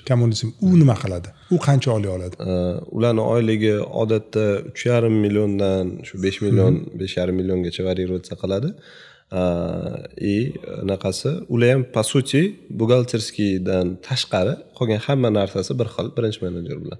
Ular ham klient bilan ishlaydi, ular ham prodaja qiladi, ular ham xizmat ko'rsatadi, ular ham NPS ga qaraydi, cross sell upsell bilan shug'ullanishadi. Ular hammasi bir xil. Единственное, что administrativniy anaqa ответственность har doim birinchi menejerda qoladi. Zo'r. Ya'ni sizlarning oldingizda majburiyat o'sha birinchi menejerda qoladi. Zo'r. Endi men bilmoqchi edim, hozir sizlarda mana zo'r narsalarni gapiryapsiz. Endi sizlarda HR bo'limi bormi? Og'riydigan joyga urasiz deydi. Hammada muammo bo'lgan joyda endi ochiq gaplashamiz. HR отделimiz hozirda yo'q. Orada bir formulirovka qilindi, keyin endi qanaqa отдел mas'ul HR уровня formulirovka qilindi, keyin baribir chalg'ib u odam bilan qilmadik, ya'ni tennislarimizni to'liq kommunikatsiya qila olmadik. Hozir outsource'da HR masalan ko'proq recruiting outsource'da ichki HR bu o'sha o'zimizni 10 ta odam ichidagi ответственность sifatida hozircha turibdi, lekin asb bo'lsa balkim qilish kerak. Zo'r. HR recruiting sizlarda outsource'da bor, sizlar unga ya'ni tizib berasizlar, avatar tizib berasizlar, u sizlarga xodimlar yollab beradi va har bitta xodim uchun pul oladi. Men to'g'ri tushunyapmanmi? Zo'r. U yollab berdi. Uni kim suhbatdan o'tkazadi? Liniyaning menejeri, то есть kim bo'lishiga qarab, например, o'sha управляющий komandadagi kadrlar men bilan intervyudan o'tadi, непосредственно. Там community manager yoki night shift managerlar olayotgan bo'lsa, ular birinchi menejer bilan o'tadi. Zo'r. Mana men filtrdan o'tdim. Men filtrda o'tgandan keyin nima bo'ladi? Adaptatsiya tizimi bormi? Adaptatsiya tizimi anaqasi to'liq reglament yozilingan, onlayn platformada обучающий protsessdan o'tasiz. Qancha vaqt? toza fokusirованный bir 7-8 soatli anaqa bor. Bir haftada menimcha spokойно odam o'zini tempida o'tib oladi. Sizlarga ishga kirishga kimga pul to'laydi? Ular sizga pul to'lamaydimi kirish uchun? Kim? Ya'ni xodim ishga kirgani pul to'lamaydimi sizlarga? Yo'q, nega to'laydi? Biz unga to'laymiz. Mana Evropolda agar biz e'lon beradigan bo'lsak, bizni xodimlar bizga ishga kirish uchun filtrdan o'tkazamiz deb ular pul beradi. Ya'ni biz ulardan pul olamiz. Nimaga? Chunki biz ularga vaqt ajratamiz, biz ularni o'qitamiz, biz ularga sotuv ilmini o'rgatamiz, mahsulotni o'rgatamiz, hayotida qolib ketadigan ilm o'rgatamiz-da. O'shaning uchun bizni pul beradi, keyin ularni ishga olamiz, keyin filtrdan o'tkazib o'qish davomida haydash haqqimiz bor-da. Ya'ni sal jo'stkroq qilamiz-da bu narsani. O'shanga aytmoqchimanki, sizlarda demak, men o'tdim filtrdan, men pul bermayman. Men ishga olasizlar, adaptatsiya tizimi bir hafta, yaxshi test formatida bor ekan, ya'ni video formatda va test platformaga joylagansizda, u testni keyin men o'tganimdan keyin nima bo'ladi? Keyin suhbat bormi yoki shunda ish yo'q, u suhbatdan keyin o'tasiz. Ya'ni u onboarding protsessi. Hamma adaptatsiya anaqadan o'tganingizdan keyin o'sha adaptatsiya keyin boshlanadi. Odatda o'sha bir hafta davomida juda ham laytoviy deylik, yengil o'ziga tashab qo'yamiz, anaqani sekin-sekin yetib olishiga. Undan pul berasizlarmi o'sha vaqtda? Hamma har doim оплачиваем. Undan keyin yana keyingi 3 hafta испытательный срок, qaysidir obyektga, qaysidir menejerga biriktirib qo'yilib, o'sha 1 oy yoki endi odam anaqa vaziyatga qarab ko'pincha 1 oy испытательный срокdan o'tgandan keyin уже официально ishga olinadi. Zo'r, o'sha испытательный срокda misol uchun men hozir menejerlikka, brend menejerga sizga loyiq insonman, ya'ni men adaptatsiya tizimdaman. Mani o'z oyligim, demak, men brend menejer bo'ladigan bo'lsam, ertaga 10 million, lekin men shu o'qiyotgan vaqtimni qancha oylik berasizlar menga? Yarim oylik hisoblanadi. Испытательный срок paytida любой pozitsiyada yarim fiksani beramiz. Uni ishga olsa olmasak ham berilinadi. Odatda agar испытательный срокdan keyin уже ishga olinadigan bo'lsa, to'liq ham anaqa оплачивать qilamiz. O'rtacha oqim qancha? Necha foiz oqim bir oyda kuzatiladi, ketib qolish oqimi? Gapish qiyin. Bizda aktivnost juda baland, anaqa, ya'ni recruiting hozir ancha aktivlashib qolgan. Ko'proq yangi lokatsiyalar ochganmiz, hali to'liq to'ldirib bo'lmadik vakansiyalarni, shuning uchun naверное aktivni ketyapti. Ketish qancha desangiz, to'g'risi bilmadim. Bilmaysiz. Aniq sifat. Upravляющий komandamizda menimcha 2 yildan kam bizlar bilan ishlayotgan odam yo'q. Bitta odam bor ekan, yangi kelgan odam, uni hech kim ketmagan. Oxirgi upravляющий komandamizda oxirgi 2,5 yil ichida hech kim ketmadi. Liniyani komandada bor. Yaxshi paka. Men oddiy xodim bo'lsam, o'zi menga o'sish nuqtalarini ko'rsatib berasizlarmi? Endi ko'rsatib qarang. Bizda bitta filtr bor. Nima deymizda? O'sishga imkoniyat yaratib berish bizadan. O'sish kadr o'zidan. Zo'r. Ya'ni biz ba'zilarni qilamiz, ba'zi kadrlarda ko'pincha uzoq biz bilan испытательный срокdan o'tmaydigan kadrlarimizda anaqa initiativnost juda pastligi katta faktor. Initiativnosti past odam, misol, u savol bermaydi, u harakat qilmaydi-da, bir oydan keyin kelib, "Menga o'rgatmading" deydi. Ya'ni biz o'rgatish bilan shug'ullanmaymiz. Lekin hech qachon zaprosi bor yoki interesi bor yoki harakati bor odamni отторжение qilmaymiz. То есть любой savol, любой eng lineyniy сотрудник ham, eng tepa xo'jayingacha прямой dostupi bor, любой savol bilan, любой masalasi bilan chiqsa bo'ladi. Misol, ba'zida bolalar kelishadi, ayniqsa hozir juda ham ambitsiozni, drive ko'p, kuchli anaqa kadrlar bozorda paydo bo'lyapti, har xil anaqalarda.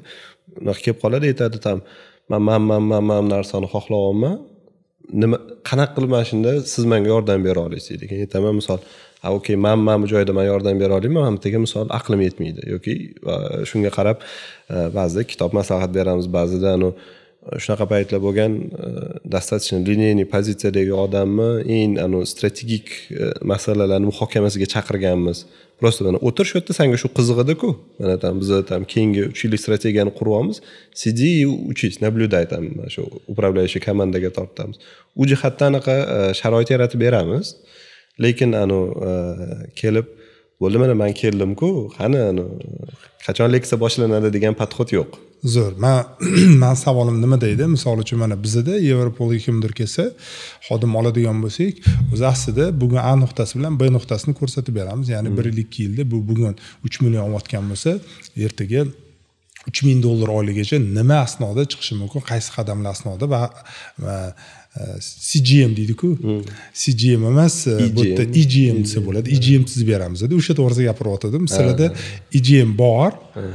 O'zingizlar mafkuranglarda bor va buni eng loyalni xodimlarga tushuntirib berasizlar. Men to'g'ri tushundimmi?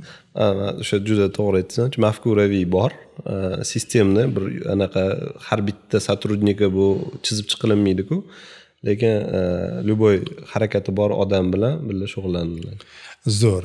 C-Space'da bugungi kunda siz aytdingizki, mana ommaviy tarmoqqa ulanganmiz, dunyoda bizani tanishadi, do'st plashatkalarda bormiz, do'st.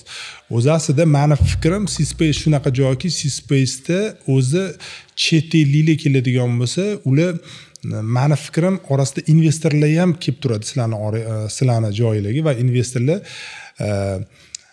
Angel deydimi, nima deyirdi? Angel investorlar deydi. O'shalar kelib turadimi sizlarga? Mana C-Space Yunusobod lokatsiyamizni biz to'liq fokusini startaplarga qaratganmiz. Aynan texnologik kompaniyalar, startaplar o'tda biza community building, ya'ni o'sha o'ziga atrofida community yig'ish bilan shug'ullaniladi. IT Park bilan ishlaymiz. Qozog'istondagi Most IT Hub'ni O'zbekistonga olib kelganmiz. Most IT Hub nima? Sal tushuntirib o'tib ketasiz-da. Most IT Hub bu ekosistem, startaplar atrofidagi ekosistema. O'tda o'sha обучающий inkubatsiya, akseleratsiya programmalari, дальше angliyskiy investitsiya klublari, и дальше venture, Most Venture fondi bor. Mana shu butun startap ekosistemasini Qozog'istondagi, o'sha Olmaotada joylashgan Qozog'istondagi eng oldi igroklardan bittasi. Endi undan tashqari o'sha Astana Hub bo'lsa, bu Most IT Hub. Bu O'zbekistonda misol mana anaqa bor, IT Park bor. Necha yildan beri ular bilan shartnoma asosida ishlaysizlar? 2 yil shartnoma qilganimizga 2 yil bo'lib qoldi. Atak 3 yil, 3,5 yildan beri уже kontaktlarimiz qilib, oldiniga просто обмен qilganmiz. Keyin уже официально Most представительствоsi O'zbekistonda. Nimani обмен qildinglar? Mana raqamlarda gaplashaylik. Nimani обмен qildinglar? Nechta investor keldi? Nechta startaplarni ko'rib chiqdinglar? Кейslarini mana shu to'g'risida gaplashaylik. Startup кейslar, ajratib olaylik bo'lmasa, ekosistemada nimalar bor? Eventlar bor, razовые eventlar, обучающий programmalar bor, и дальше уже конкретно кейslar bor, и investitsiyalar bor. Xo'p, eventlar, juda ko'p eventlar qildik. Bu bizning birinchi qadamimiz. Birinchi yil to'liq shunga fokus qilganmiz. Eventlar aynan o'sha Yunusobod lokatsiyada. Aynan Yunusobod lokatsiyada. Eventda nima eventlar bo'ldi u yerda? Misol, bir ikkitasi case asosan. Mana yaqinda bo'lib o'tgani Shkola Angelov bo'ldi.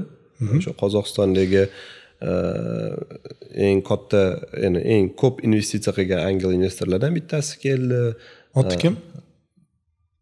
Eljon. Zo'r. Qarab aytvorarman. Hozir anaqasi familiyasini eslolmadim. U nima qildi? Mana shu eventda nima qilib beradi? Ya'ni o'zini opitini bo'lishdi. O'tda 2 kunlik programma edi. Уже чуть-чуть обучающий элемент bilan. Alim Hamidov Most Venture'da Most Holding CEO'si основной kontent, обучениeni o'tda qanaqa qilib startaplarga pul tikilinadi, otsenkasi qanaqa bo'ladi to'liq. O'tda mana zo'r narsalar gapirasiz. O'tda auditoriya kim o'tda? Uni eshitayotgan auditoriya startaplar bo'lmasa kerak. Yo'q, high net worth individual, qanaqadir kapitali bor, startaplarga tikishi, rasmat rizq qilayotgan odamlar edi. Zo'r. Основном biznes egalari, qanaqadir mana yaxshi narsalar gapiryapsiz. Nimaga biz bunaqa narsani eshitmadik? Ya'ni men tadbirkor bo'laroq, men ommaviy tarmoqlarda faolman-da, lekin ko'rayotganim yo'q. Qayerda bu narsalarni o'zi ko'rsam bo'ladi? U vxod platniy edi. Nima bo'ldi o'zi u? Xo'p, vxod platniy edi. No, bizani o'sha angel investorlar klubimiz bor. Klub a'zolariga tekin edi. Tashqari klubdan tashqari kelgan odamlarga pulli edi. Qancha? $100, чисто символический, o'tda anaqa emas, ya'ni kelgan mehmonlarimizni anaqasi ancha rasxodi ko'proq edi. Nechta o'sha yerda tadbirkor yig'ildi? 20-25 tacha odam bo'ldi. Zo'r. Juda yaxshi o'tdi, alhamdulillah. nima eshitmadim deganingiz, endi hayronman. Menimcha основной shu startup ekosistemasini sferasidagilarga anonsироваться qilindi. Endi u yerda fokus, наверное, klassический tadbirkorlarni jalb qilish zadachasi bo'lmagan uchun balki mana qilinmagandir. Atak o'sha ekosistema, startup ekosistemasi достаточно anaqa, nima deydi, закрытый desa ham bo'ladi. Ya'ni qiziqmasangiz случайно kelib qolmaydi-da. Zo'r, mana yaxshi narsalar gapiryapsiz. Bu Qozog'istondan keldi eng katta, eng kuchli investorlardan bittasi deyapsiz. Shunaqa? Angel investorlardan. Просто portfeli juda katta, 100 ta 90 ta startapga pul tikkan oxirgi 4-5 yil ichida. Undan ham kattaroqlari bor. Ular misol Murod Abdurahmonov o'tgan yili как раз mana shu shkolamizda kelgandilar. Murod Abdurahmonov. Ha. O'zbekistonlikmi? Adashtirmadim familiyalarini. Hozir bitta tekshirib qo'ying, hozir kesib olasiz. Ko'rib. Hozir noto'g'ri familiya aytib qo'ygan bo'lmay.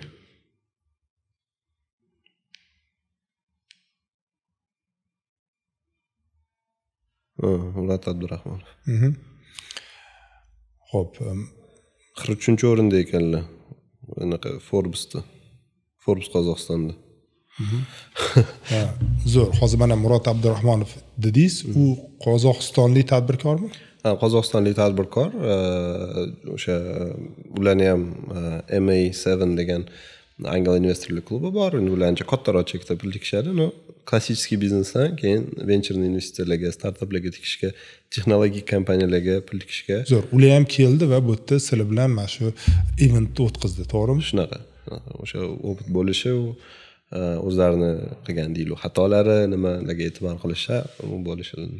Zo'r. Nimaga Qozog'istondan kelyapti? Nimaga O'zbekistonda bunaqa angel investorlar yo'q? Bor, men o'tiraman. Zo'r. O'zi klubinglar bormi? Kim u klubda? Hozir mana juda qiziq temani ko'taryapsiz. Balki mani mana shu joyda подчеркнуть qilib o'tish stoyid. Venture investitsiyalar, startaplar bu juda ham bozorga bog'liq narsalar. Ya'ni kichkina bozorda buni paydo qilish неразумный. Chunki maqsad nima venture investitsiyalarda? 1000 baravar o'sishi potensialini qidirish. To'g'ri. Endi o'shaning uchun ham mani videniya, bizning misol Qozog'istondagi partnyorlarimiz, biz O'zbekiston, Qozog'iston, Qirg'iziston, Tojikiston deb ko'rmaymiz. Biz yoki dunyo yoki kamida region уровнida agar produkt qidirmasak, unda уже смысл juda kam bo'lib qoladi. O'shani 1000 baravar o'sish potensiali bo'lgan produktlarni qidirishda. Nima demoqchiman? Nimaga O'zbekistonda yo'q degan savol menimcha no'g'ri, chunki biz integrированный bitta ekosistemada, даже mana IT park bilan Astana Hub yana Tojikistondami yo'q Qirg'izistondan ham menimcha qo'shilishyapti. Central Asian IT Hubs deb turib bitta brend ostiga yig'ilanyapti. Biz Qozog'iston bilan mana Most Hub bilan integrироваться qilganmiz. Ya'ni bizning bozorimiz venture sohada uni ajratib bo'lmaydi. To'g'ri aytyapsiz. Meni savolim nima edi? Meni savolim shu ediki, o'zi o'zbeklar bormi, angel investorlar o'rtacha paketlari qancha? Men tushunyapman, 1000 baravar o'sishi bekorga emas, chunki sizlarning u yerda riskli katta-da. Shunaqa. Yutqizishlar katta, ko'p yutqizishlar bo'ladi. Uni hissiyot bilan, go'yoki bir qop ilonlarning ichiga bundoq qo'lingizni tiqib, o'sha yerdan chaqmaydigan ilonni tortib olishga o'xshaydi bu narsa. Bu juda ham seryoz narsa, angel investor bo'lish. Risk juda ham katta bo'lgani uchun birga 1000 yuradi-da o'zi. Uni sabr qilib 5 yillar kutasiz-da, uni birga 1000 chiqishiga-da. U unga sovetnik bo'lasiz, u silab turasiz, uni boqasiz, suv quyasiz, e'tibor va hokazo-da. O'shaning uchun meni savolim shu ediki, O'zbekistonlik, aynan O'zbekiston fuqarolar bormi shunaqa klubi va nechta o'tdi mana shu investorlarning klubi, nechta angel investorlar bor va ular mashhur bo'lsa, bir ikkitasini nomini aytsangiz. C-Space Angels Club bor. Bu bizani o'sha C-Space Yunusobod, ya'ni startup center qoshida qilganmiz. Kim asoschisi? Endi biza.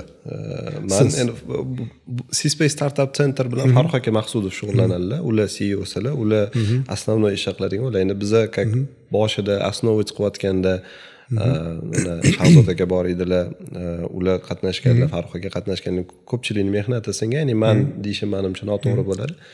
Ko'pchilikning harakati bilan qilingan ish.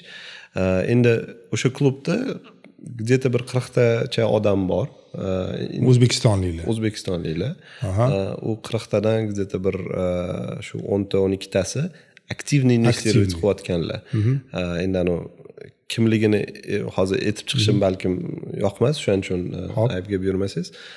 Lekin o'sha fakticheski mana oxirgi 1,5 yil bo'ladi yaqinda ochganimizga, xudo xolasa 6 ta investitsiya qilindi.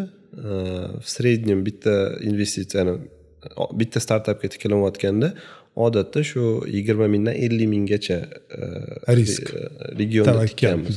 Hop, men to'g'ri tushunayotgan bo'lsam, hozir O'zbekistonda mana sizlarning klubingizda 12 ta faol investor bo'lsa, o'shalarning jamida hozir 6 ta startapga pul tikilgan. To'g'rimi? O'rtacha cheki $20 ming deyapsiz. Startapga yetib borayotgan o'rtachasi 20 ming emas, ko'proq. Eng kami 20 ming, eng ko'pi 60 mingmi bo'ladi o'sha period ichida. Bu juda ham kam emasmi? Ya'ni bunaqa startaplar mana hozir aytyapsiz, Qozog'istonlik deyapsiz, 100 ta investitsiya paketi bor deyapsiz. Bizda hozir 12 ta tadbirkor, faol tadbirkor deyapmiz, ichidan faqatgina 6 ta anaqa case. To'g'ri, yaxshi, boshlanishiga yaxshi, lekin bu juda ham kam emasmi? Vencherning istoriya jihatdan qarasangiz, kam emas. O'zi qani startaplar degan joyi bor-da. Ya'ni qaniyda zo'r startaplar kelsa-da, bizani investorlarimiz pul beraman deb puli yetmay qolayotgan bo'lsa-da. Zo'r. Hozir men to'g'ri tushunyapman, demak sizlarda yaxshi startap proyektlar yo'q. Yo'q emas. Mana 6 ta bor, alhamdulillah. Hozir yana kakras yana bo'ladi. Qo'shimcha startap proyektlarni o'zi qachon qayerda filtr qilasizlar sizlar? Mana men bolalar ko'p-da, orasida mana bizlarni kuzatayotgan yosh bolalar, Z avlod, startaplarlar biznes qilamiz, moliya qani, investitsiya qani deydi. Shuning uchun o'zi qanaqa qilib bu narsani sizlarga loyihani ko'rsatsa bo'ladi?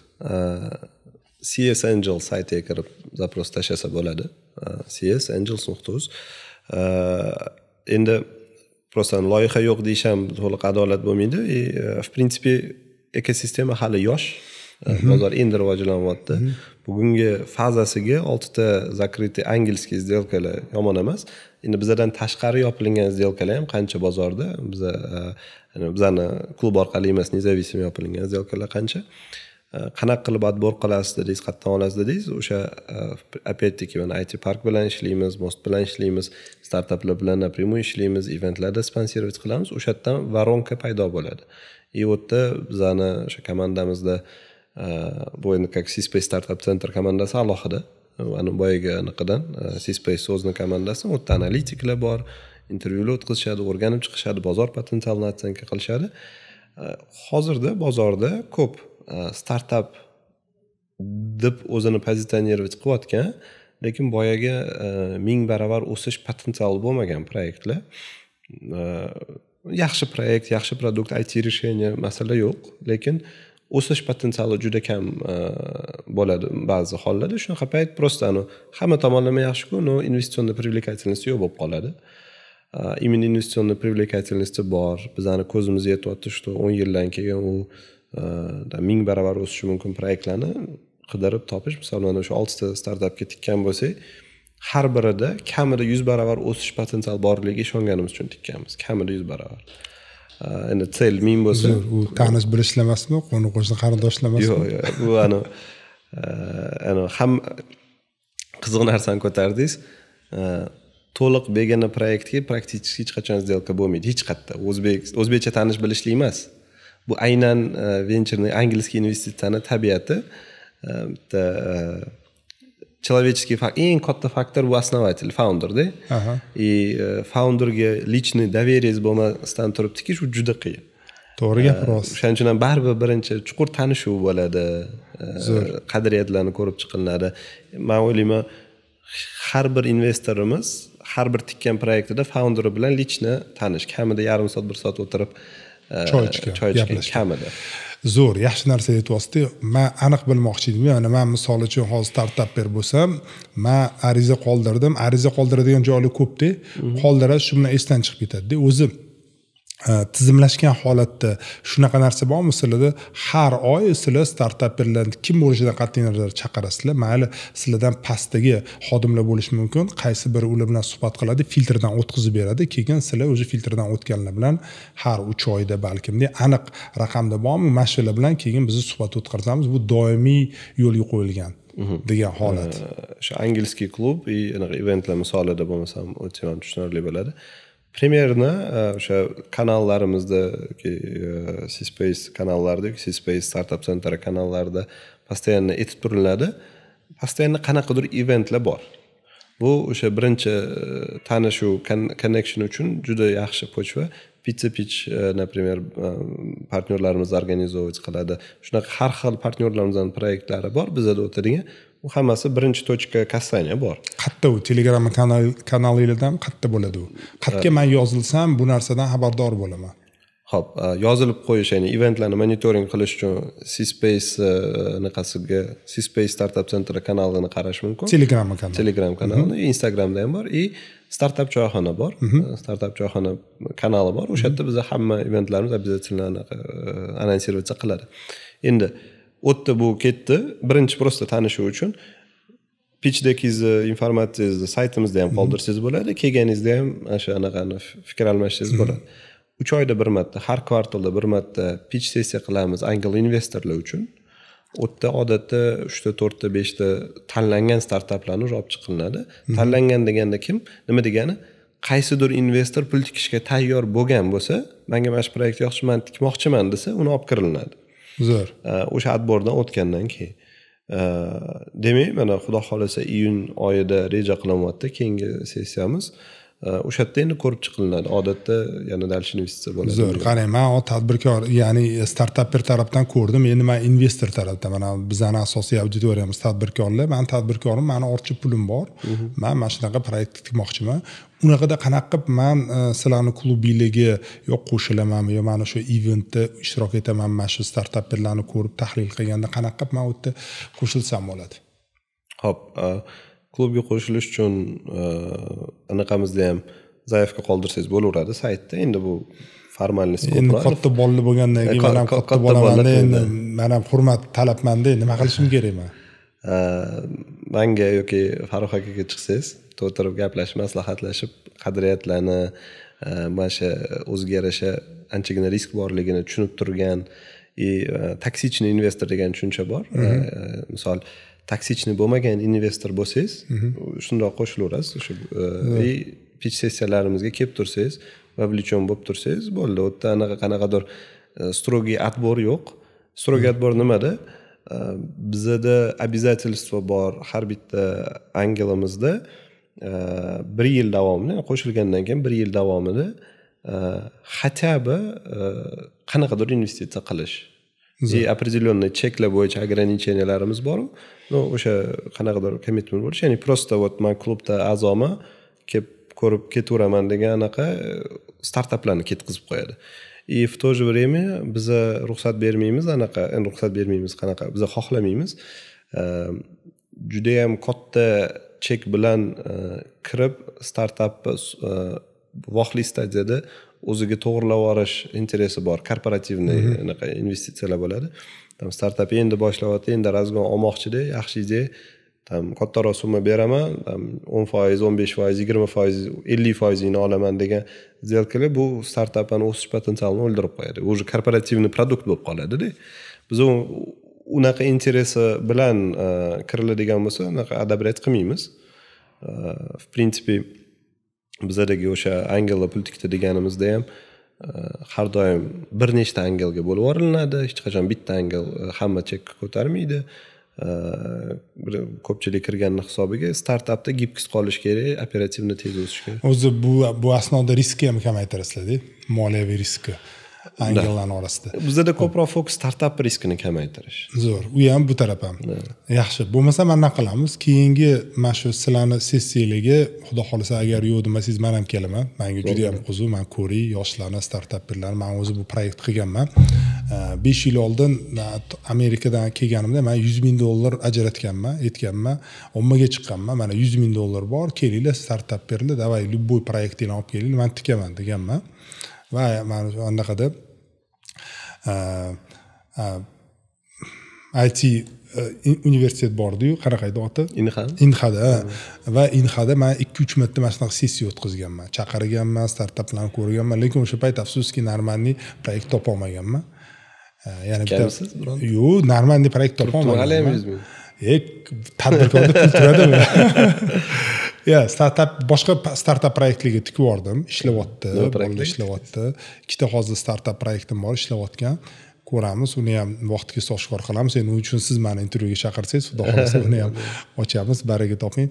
Menimcha juda ham manfaatli bo'ldi. Pastda albatta izohda, kommentariyada o'zingizlarning fikringizni qoldiringlar. Mana Dilmurod akam ozgina qiynadik. Bular ham bizga yaxshi savollar berdi, yaxshi javoblar berdi. O'shaning uchun azizlarim, menimcha juda ham manfaatli suhbat bo'ldi. Va xudo xolasa baraka toping, ishlaringizga fayzi baraka.